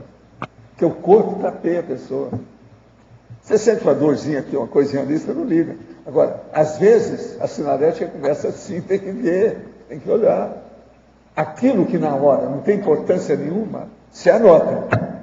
Mais tarde você vai ver o valor daquilo e o papel que aquilo desempenhou. Esse é o caminho. E naquela situação, esses amparadores que você falou, que inspiraram, teria a ver com a monja por ser na Espanha ou não? Parece que tinha na ocasião, eu falei também de uma mulher, não foi isso? Não, você falou... Essa mulher é que é a braba. Ela que inspirou isso. E essa é de base, eu falei também, parece que era espanhola, não é isso? Você lembra? É essa espanhola, eu nunca mais vi. Depois que vocês vieram para cá, eu nunca vi essa mulher com vocês. Essa aí? Não, acho que não tem não. Mas agora ela é espanhola mesmo. Agora tem só uma coisa, a aragonesa é boa nas questões de energia, como essa turma toda é, né? E ela também é. O que eu vi deles foi estabelecer uma coluna de energia. Às vezes acontece isso no complementar, eu mostrava isso para o povo como é que é. Quando vem uma coluna de energia dessa, sai de baixo, porque esclarece um monte de coisa daquilo que precisa. Quase sempre tem consciência extrafísica muito evoluída mexendo com isso. Eu quero dizer para vocês que às vezes aqui na quinta-feira já houve dia que teve coluna. Alguns eu fiquei calado, não falei nada. Entendeu? Coluna para valer. A coluna é como se fosse uma tubulação, um negócio enorme de energia em cima do processo. Então, o campo, ele como que fica exaltado. Você está entendendo? É como se fosse um vulcão que explodisse. Isso é impressionante. Agora, tem muito disso. No complementar acontecia muito. Eu falava quando... Você sabe que eu fiz um complementar durante muito tempo, até o povo deslanchar. E lá dá a coluna. Deixa eu examinar como é que é. Valdo, eu não sei, o Pedro perguntou se dá para falar a informação que você passou lá em relação à sua mãe. Pode falar aqui, né? Você falou para a gente. Deixa para lá, então deixa para lá. Agora está lá no fim do mundo, né?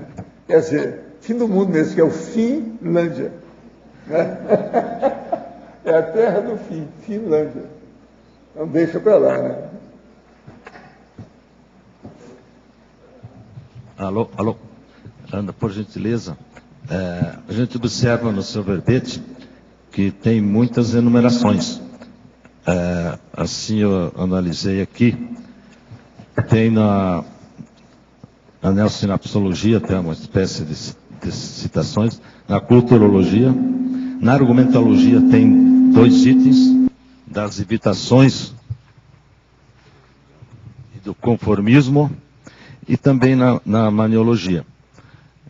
E até na técnica tem uma enumeração. Então, aproveitando esse item da técnica na página 2, pediria que você abordasse a técnica dos 100 procedimentos. Se existe essa técnica ou é criação sua? Não, primeiro, o pessoal não escutou aqui, você estava comentando que tem várias enumerações, né? Essa técnica dos 100 procedimentos é um verbete da enciclopédia. E são 100 procedimentos que apresentam os principais recursos da conscienciologia mais práticos e potencializadores da evolução. Então, no verbete, o professor Valdo cita 100 desses procedimentos. Eu estou com o verbete aqui impresso, vão desde, por exemplo, a autodefesa energética, o autodiscernimento afetivo, a autodisciplinação diuturna, a autorreceptividade heterocrítica, e o último é a autovivência pró-FIEX. Então, tem 100 procedimentos para a gente priorizar, para potencializar a própria evolução. É um verbete. Por isso que eu coloquei aqui na tecnologia. Era essa a sua pergunta? Oi, Ana. Na estrangeirismologia, você poderia comentar esse terceiro, a substituição do perfil? Femme fatale, perfil femme de tête. O femme fatale é aquela mulher, Mary Morrow, né? A mulher que trabalha mais com a questão da sedução do sexo chakral, parte mais energética, né? Essa palavra, esse estrangeirismo, na verdade, foi a professora Ami, na revisão, que sugeriu a colocação desse. Eu tinha colocado um outro estrangeirismo, mas esse ela sugeriu e eu achei bem melhor. Que femme de tête é a mulher intelectual de mente forte. Então é interessante, né? É descrito assim, a definição do dicionário de estrangeirismo, com a mulher intelectual de mente forte, assim, que tem uma forma de pensar bem definida, bem clara. Eu achei bem interessante.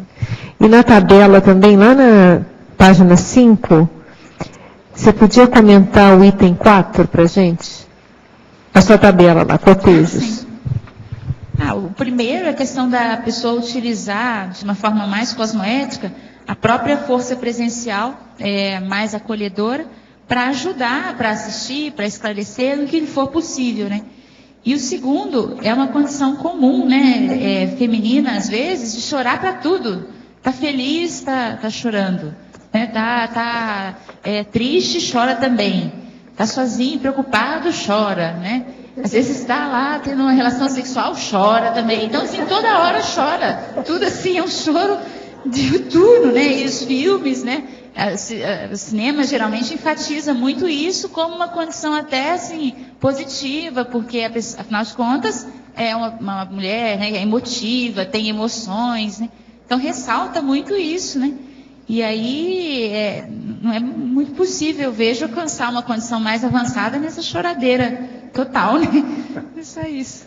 Ana, o último item da efeitologia, tu fala sobre a anticonflitividade consciencial. No caso especificamente do gênero, você acha que é mais difícil para a mulher conseguir essa anticonflitividade íntima?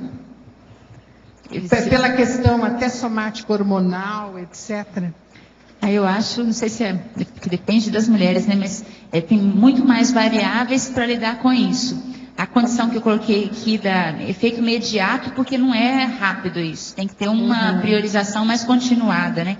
Dessa priorização mental somática, exatamente pelo motivo que o professor Waldo falou aqui anteriormente, do ato de escrever, organizar as ideias e ler, o nível de autorreflexão melhora, né? E aí esses conflitos vão ficando mais claros, e principalmente a forma como a gente raciocina, interpreta e pensa, elabora esses conflitos. Então isso vai melhorando muito quando a gente tem um tempo ao qual a gente se dedica a escrever ou a pesquisar. Inevitavelmente, nesses períodos, a gente começa a refletir mais. Então isso aí ajuda a diminuir essa conflitividade. Num ambiente ginossomático, assim, na vida ginossomática, eu vejo que são muito mais estímulos, são muito mais variáveis. Então, nesse sentido, é preciso preservar um tempo que seja o turno intelectual, trabalho antilucano, alguma forma de ter um momento para refletir, para a pessoa, para a mulher no caso, né, parar e pensar e organizar. Às vezes não é possível fazer isso, parar totalmente ou algo assim, mas durante a atividade intelectual, então, a gente inevitavelmente vai começar a pensar mais. E aí, em outros momentos do dia, pode acontecer da pessoa se observar mais reflexiva também, e aí tem que ter lá, né, algum recurso para registrar as ideias, porque nem sempre a gente está num ambiente que seja adequado para você anotar ou algo, então tem que ter, sei lá, um caderno, alguma coisa mais prática, né, na agenda, o que for, para a gente poder registrar essas ideias. Mas isso tende a melhorar muito a anticonflitividade, essa priorização maior dos estudos, da pesquisa, da escrita principalmente, né? E essa questão aqui na fatologia, na 7ª linha, a evitação da defesa apaixonada do gênero. Eu, pessoalmente, sempre fui contra isso. Aquela condição que, às vezes, se coloca uma certa irritação ou um desconforto, né, por parte, geralmente, das mulheres, numa condição que minha família é assim. Eu tenho 2 irmãs, né? Então, hoje elas não são mais, mas há mais tempo era... as mulheres vão tomar o mundo e as mulheres vão vencer, e aquela situação meio, assim, vitimizada ao mesmo tempo, né, porque tem que vencer uma situação que é complicada, e é muito tendenciosa a análise nesse contexto. Então, às vezes nem só no ambiente familiar, às vezes dentro do próprio ambiente conscienciológico também eu já encontrei essa defesa mais apaixonada. E eu acho que ela não ajuda muito, porque é só a pessoa começar a trabalhar mais com energia, começar a ter retrocognição, vai ver que não foi sempre mulher. Ou o homem, né? Como a gente estava brincando hoje, mais cedo, né? Alguém, né, do sexo masculino falou assim, não, eu não preciso trabalhar, né? Porque é só sábia, né? Eu falei, sábia agora, né? Agora você está na condição de androssoma, mas daqui a pouco você pode voltar a ressomar numa condição feminina, ou já ter sido antes também. Então, eu acho que falta um pouco dessa análise mais seriexológica, né? Para a gente ter essa visão. Ok, obrigada. Ana, aqui na página 1, na proverbiologia, poderias traduzir os provérbios e explicar? Sim, os provérbios, o primeiro fala o seguinte: a palavra proferida não volta. O que a pessoa falou não tem como voltar atrás, né? Já está dito. Depois a gente tem que tentar consertar, né? Se falou demais. O segundo as palavras comovem, os exemplos arrastam. Então, a comoção é esse processo emocional, né? Então, a questão do exemplarismo. E o terceiro, as palavras voam, os escritos ficam ou permanecem. Então, o que vale mais é a produção, que até eu citei lá no final da argumentologia, é o poder de permanência da obra escrita, né? No último parágrafo, logo abaixo da tabela, na intelectologia, estava falando sobre a questão da intelectualidade verbornológica, produtiva, né, em que a pessoa publique as GESCONs. Exatamente porque esse poder de permanência máximo, poder de permanência é um outro verbete, né, que vai falar sobre o poder de duração, de continuidade do que a gente fizer aqui. E o poder de permanência máximo é a obra escrita de valor, que sobrevive ao autor. Então, essa condição, ela é o que eu acho que vai ajudar a gente a fixar mais, né, um nível melhor de maturidade, de lucidez, nas outras experiências futuras, né? E aqui na página 2, continuando no latim, na última linha da fatologia, a reverência ímpar do sobrepairamento cosmoético evolutivo prioritário, urbi et orbi, não sei se leio bem. O sobrepairamento é um outro verbete também. Então é uma postura da consim lúcida se manter mais isenta de pairar acima ou no alto de uma dificuldade, de um problema, de um contexto, que for, para obter uma visão de conjunto maior. E aí aqui essa condição, essa expressão urbi et orbi, que se estende a todo o universo, né? De onde a pessoa está, a todo o universo. Então é a importância da gente buscar uma condição mais mental somática nas manifestações, nas análises, não entrar tanto no ansiosismo, na condição psicossomática, na emoção daquele problema, na dificuldade, conseguir ter uma visão mais de consciência mesmo. E nisso aí eu vejo que a atividade mais intelectiva ou mental somática ajuda mais a alcançar isso. Tem mais duas questões só. Na parafatologia, na terceira linha, o repúdio às manipulações parapsíquicas ginossomáticas milenares. Você já estudou alguma coisa assim do parapsiquismo na história? Tem até um livro que o pessoal usa na reaprendência, né, num dos PAI, lá do ciclo de Programa de Aceleração da Erudição. Tem uma das obras que foi estudada, chama Oráculo, né? Um dos ciclos. E tem várias outras que mostram exatamente a manipulação das pítias, as pitonisas, porque era o que era possível vivenciar naquele contexto lá dentro das situações, mas o que acontecia? Essas mulheres, elas tinham energia, entravam em estado alterado, às vezes tinham parapsiquismo e manifestavam, né, as suas parapercepções. E aquilo, em vários desses contextos, não podemos dizer que 100%, né, mas em vários deles, eles têm relação direta com o interesse, né? Às vezes o interesse de sobrevivência, de se manter viva, por exemplo, naquele contexto, às vezes um interesse econômico-financeiro, de status social, e não só nessa época tão antiga, mas em outras épocas também, sem ir para a condição parapsíquica explícita, a sedução que a mulher faz, a sedução sexo-chacral, a manipulação, já são indicadores disso. Eu trouxe, né, para quem não conhece, quem está assistindo, Teletertuliano, né, livro da professora Mabel, que é a profilaxia das manipulações conscienciais, que ela faz um amplo estudo exatamente sobre essa condição não feminina, mas da consciência manipuladora. Então ele é muito útil, apresenta várias técnicas para a gente se libertar dessas condições, né? Então, estava pensando nesse contexto quando eu escrevi aqui. Muito bom. E só a última questão, aqui na terceira linha, a página, na politicologia, por que está aqui a política editorial de editares e a política do autorado conscienciológico? Está em política. Para estimular as mulheres todas a escreverem, a publicarem os livros. Porque são para poder se inteirar do como é que é a política de editares, do autorado conscienciológico, para começar a entregar as próprias obras para publicação. Eu já tive a saber a política de editares e do autorado, é isso? Sim. Existe um documento lançado pela Editares, em que eles apresentam, né, aos voluntários, a equipe responsável na IC, qual é a política de publicação. Toda editora tem uma política dos livros que prioriza publicar a sua linha editorial, como trabalha, como que é a entrega de originais e tudo isso. E a Editares também. Me parece que isso está disponível até no próprio site da IC, né? Tem essa política disponível. A política do autorado conscienciológico tem um verbete do autorado conscienciológico que explicita também essas condições. Então, é exatamente para estimular as mulheres, né, a escreverem mais, a publicarem mais. Obrigada. Ana, aqui na fatologia, segunda linha, eu sou retardatária, eu não sei se você já comentou, sobre a expertise da jovem ou da mulher inteligente com força presencial sadia, na faina, com os assédios sexuais omnipresentes. E, se possível, que você fizesse uma relação disso com a extrafisicalidade também. Nessa condição, aqui não comentei ainda não, Sandra, nessa condição, é a condição da pessoa saber lidar ter um controle das próprias energias, para saber, nesse caso aqui, dependendo da idade, da faixa etária, principalmente saber saber se camuflar até certo ponto, né? Existe uma condição muito séria, por exemplo, se a menina, né, ou a criança tem mais energia, que é a condição da pedofilia. Existe a condição da parapedofilia.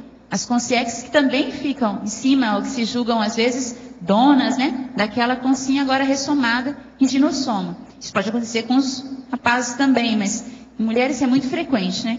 Então, saber lidar com isso desde a infância é algo desafiador. E aí, novamente, a questão do domínio de energias, a questão da própria qualificação da intenção, porque aí a criança, no caso, ou a jovem, né, se estiver mais velha, vai ter um amparo técnico, mas se ela estiver trabalhando para ajudar, tiver uma intenção bem positiva e com discernimento, vai ter um amparo que também vai ajudá-la nessas condições, né? Quando a pessoa não pode contar com a própria família, porque às vezes é complicado, às vezes a situação se encontra dentro da família. Então, é desafiador isso. E aí tem que trabalhar mais com energia, com autodiscernimento, com a qualificação da intenção assistencial, fixar isso, né? Para evitar ou para saber sair dessas situações de uma forma exitosa, sem nenhum tipo de acidente de percurso que possa comprometer a realização plena ou adequada da proexis da pessoa, né? Tem gente que tem alguma dificuldade nesse sentido na infância e adquire um trauma, uma situação que por muitos anos depois dificulta a manifestação plena da pessoa, né? Fica sempre com uma repressão, algo ali mal trabalhado.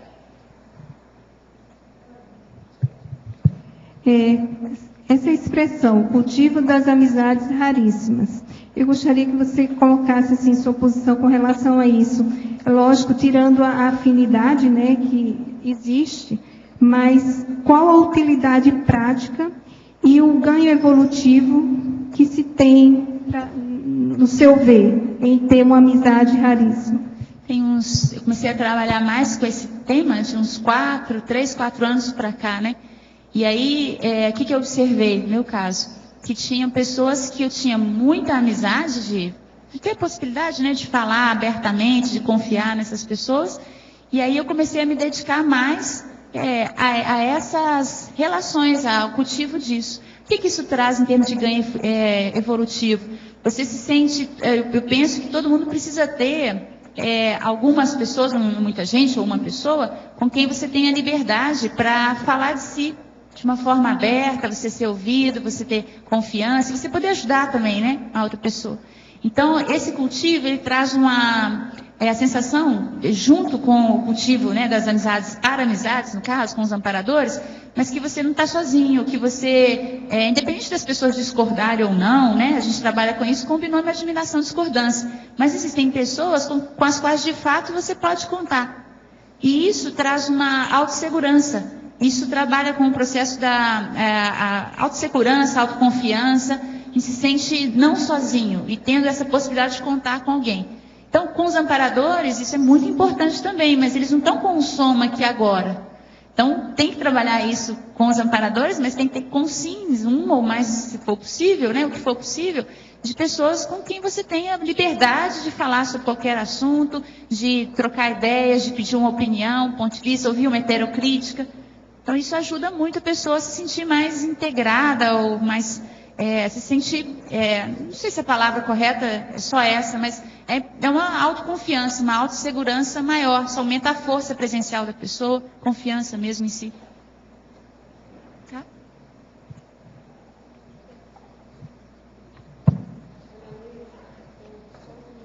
Eu entendi muito, falta de experiência, quando você colocou bancar uma vida sem filhos é muito difícil. Eu queria que você colocasse um pouco, porque eu tenho a experiência do contrário, né? Vou te fazer uma pergunta assim, vou fazer uma colocação simples, né? Mas agora está menos, mas assim, geralmente, né, eu dou aulas, professora para adolescentes e para pré-adolescentes. Então é muito comum assim, professora, por que você não tem filho? Professora, mas por que você não tem filho? E como você é professora, a sua condição é privilegiada em relação à mãe, porque eu trabalho na sala de aula, eu não estou no dia a dia daquele adolescente, daquela pessoa. Então eles olham com uma abordagem meio idealizada, porque não tem que dar bronca, né? Fazer as coisas que competem à mãe. E aí você tem que responder, não, já tenho aqui 400 filhos, né, Igor? Já tenho 400 filhos aqui, ó, já tenho 300, não sei quantos filhos. Mas aí você tem que responder. Aí tem a pressão da família, a vida inteira. Então na família, quando vai morar junto com o duplista, por exemplo, e não vai ter filho. Em Minas Gerais, por exemplo, mas olha quem sente lá, não sei como é em outros locais, mas na minha época era assim, isso é uma amizade colorida, isso não vai durar muito. E aí depois os anos iam passando, né? Ela está durando, né? As pessoas falavam assim, então, essa cobrança. A outra no meio social, de uma forma, que não é da conscienciologia. Tá claro? Aqui é mais tranquilo. Mas as pessoas falam, mas por que você não tem filho? E aí, se é aqui em Foz do Iguaçu, é conscienciologia, aí o pessoal já acha que você participa de alguma seita, alguma coisa diferente. Então, tudo isso cria um holofensene, uma pressão, de que a gente é meio um ET. Ou então tem algum problema, ou então, essa é outra condição muito comum também. Não tem filhos porque tem problema com criança, não gosta de criança. Pelo contrário, eu acho que até, não só no meu caso, mas em vários outros, por já ter sido mãe muitas vezes, chega, né, enough, já foi, agora vamos para uma produção mais intelectual. Mas tem uma pressão muito grande. Recentemente, há uns 2 anos, uma pessoa da minha família, eu ia fazer 40 anos, né? Aí a pessoa falou, congela os embriões, porque agora não vai ter mais volta. Falou sério, congela, porque na hora que você quiser vai ter... Entendeu? Então, assim, é o tempo todo, diversas. E aí, nisso que eu falei que não é muito simples, pelo seguinte, você tem que ter muita autoconfiança para bancar isso tranquilamente, sem recalque, sem nada. Não é fácil. Claro. Escuta, nós gostamos muito aí do seu verbete e esperamos mais uns 100 aí pela frente. Tá certo? Então já tem outros já encaminhados, né? Vamos esperando. Nossos comerciais. Obrigado. Obrigado. Obrigado. Obrigado.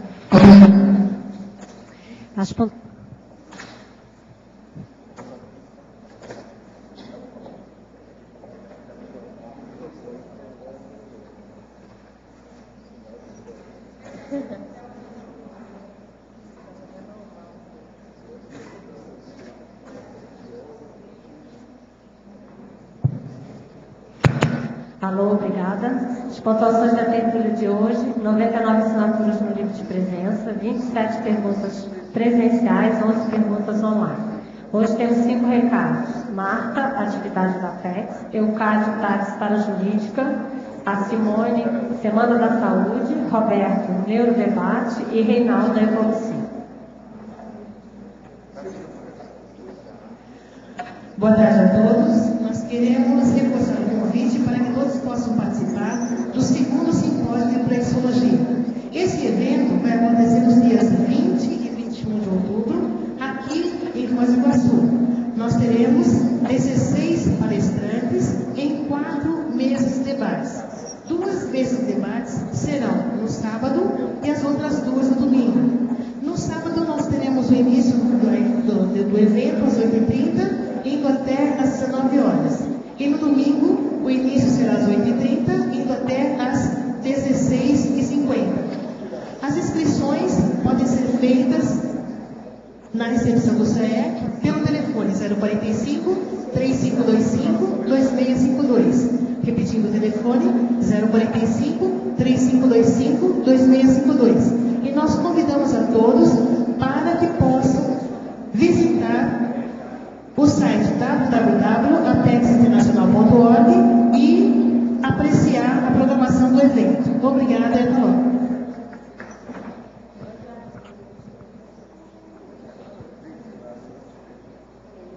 Boa tarde a todos.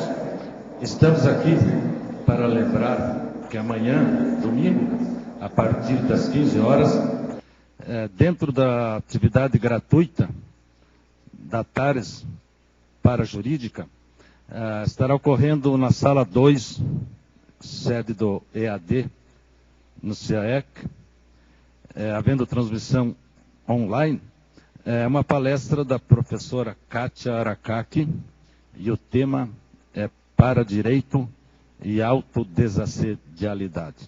Estão todos convidados. Obrigado.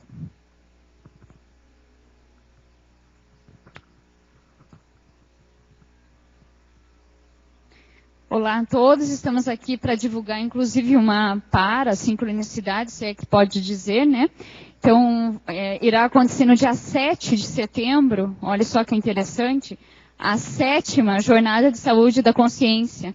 Então, eu penso que é bastante interessante de quem tem interesse em saúde consciencial que esteja presente, faça suas inscrições. Inclusive, estaremos lá na frente aí da tertúlia, ajudando a tirar, esclarecer dúvidas e a fazer as inscrições, tá? Começa nas sextas, a partir das 15 horas, com o coquetel de lançamento da revista, né, Pedro, que você pode falar um pouquinho mais aqui. E vai até domingo ao meio-dia.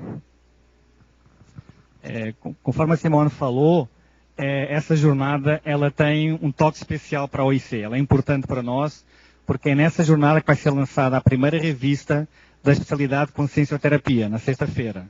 E no sábado tem um campo autoconsciencioterápico com 2 ipicons, o Luiz Gonçalves e o Nário Takimoto, que é um campo inédito, é a primeira vez que esse campo vai ser dado. Então é interessante também vocês saberem como é que esse campo vai dado lá na jornada. Tem outra questão importante. A partir de hoje, até dia 29, vai haver uma promoção de inscrição só na jornada de R$290. Okay? A partir de hoje, até dia 29 desse mês, vai haver uma promoção e é importante que vocês possam se inscrever até dia 29, senão depois o preço vai ser diferente de novo, ok? Ok, pessoal, aguardamos vocês. Saúde consciencial em tudo. Boa tarde, pessoal. Vim fazer um aviso sobre uma atividade que vai ser feita na terça-feira, chamada Neurodebate. Cuidar da saúde, para nós, consciências intrafísicas, implica em cuidar do soma, em especial de uma parte do cérebro, que seria o cérebro. Nesse sentido, então, o Colégio Invisível da Neuroconscienciologia, em parceria com a AEC, está promovendo mensalmente neurodebates. Seria com o objetivo de divulgar esclarecimentos, informações sobre o cérebro, sobre as neurociências. Nessa terça-feira, no dia 21, nós convidamos o professor Jean Faber, que é um físico que fez pós-doutorado em neurociências, que participa da UNILA e é um convidado nosso para falar sobre neurociências. Ele vai falar sobre o tema neurociências e representações cognitivas. Então é um diálogo que a Conscienciologia está promovendo com as neurociências e nós vamos estar fazendo então na terça-feira, dia 21 de agosto, às 19 horas, ali na OIC, no campus da OIC. Todos estão convidados, a entrada é gratuita e é uma oportunidade da gente entender um pouco mais sobre o nosso cérebro. Obrigado. Boa tarde a todos. Estou aqui para comunicar a toda a comunidade da Conscienciologia que hoje nós estamos iniciando um trabalho convidando os pais que têm crianças para nós apresentarmos a Evolucim. Isso acontecerá às 15 horas no espaço do discernimento, na sala da Evolucim. Então, os pais e todos os interessados em conhecer essa IC que está planejando e já está organizando, otimizando a instalação de uma unidade aqui na Foz do Iguaçu. Muito obrigado a todos e espero que possamos contar com a presença.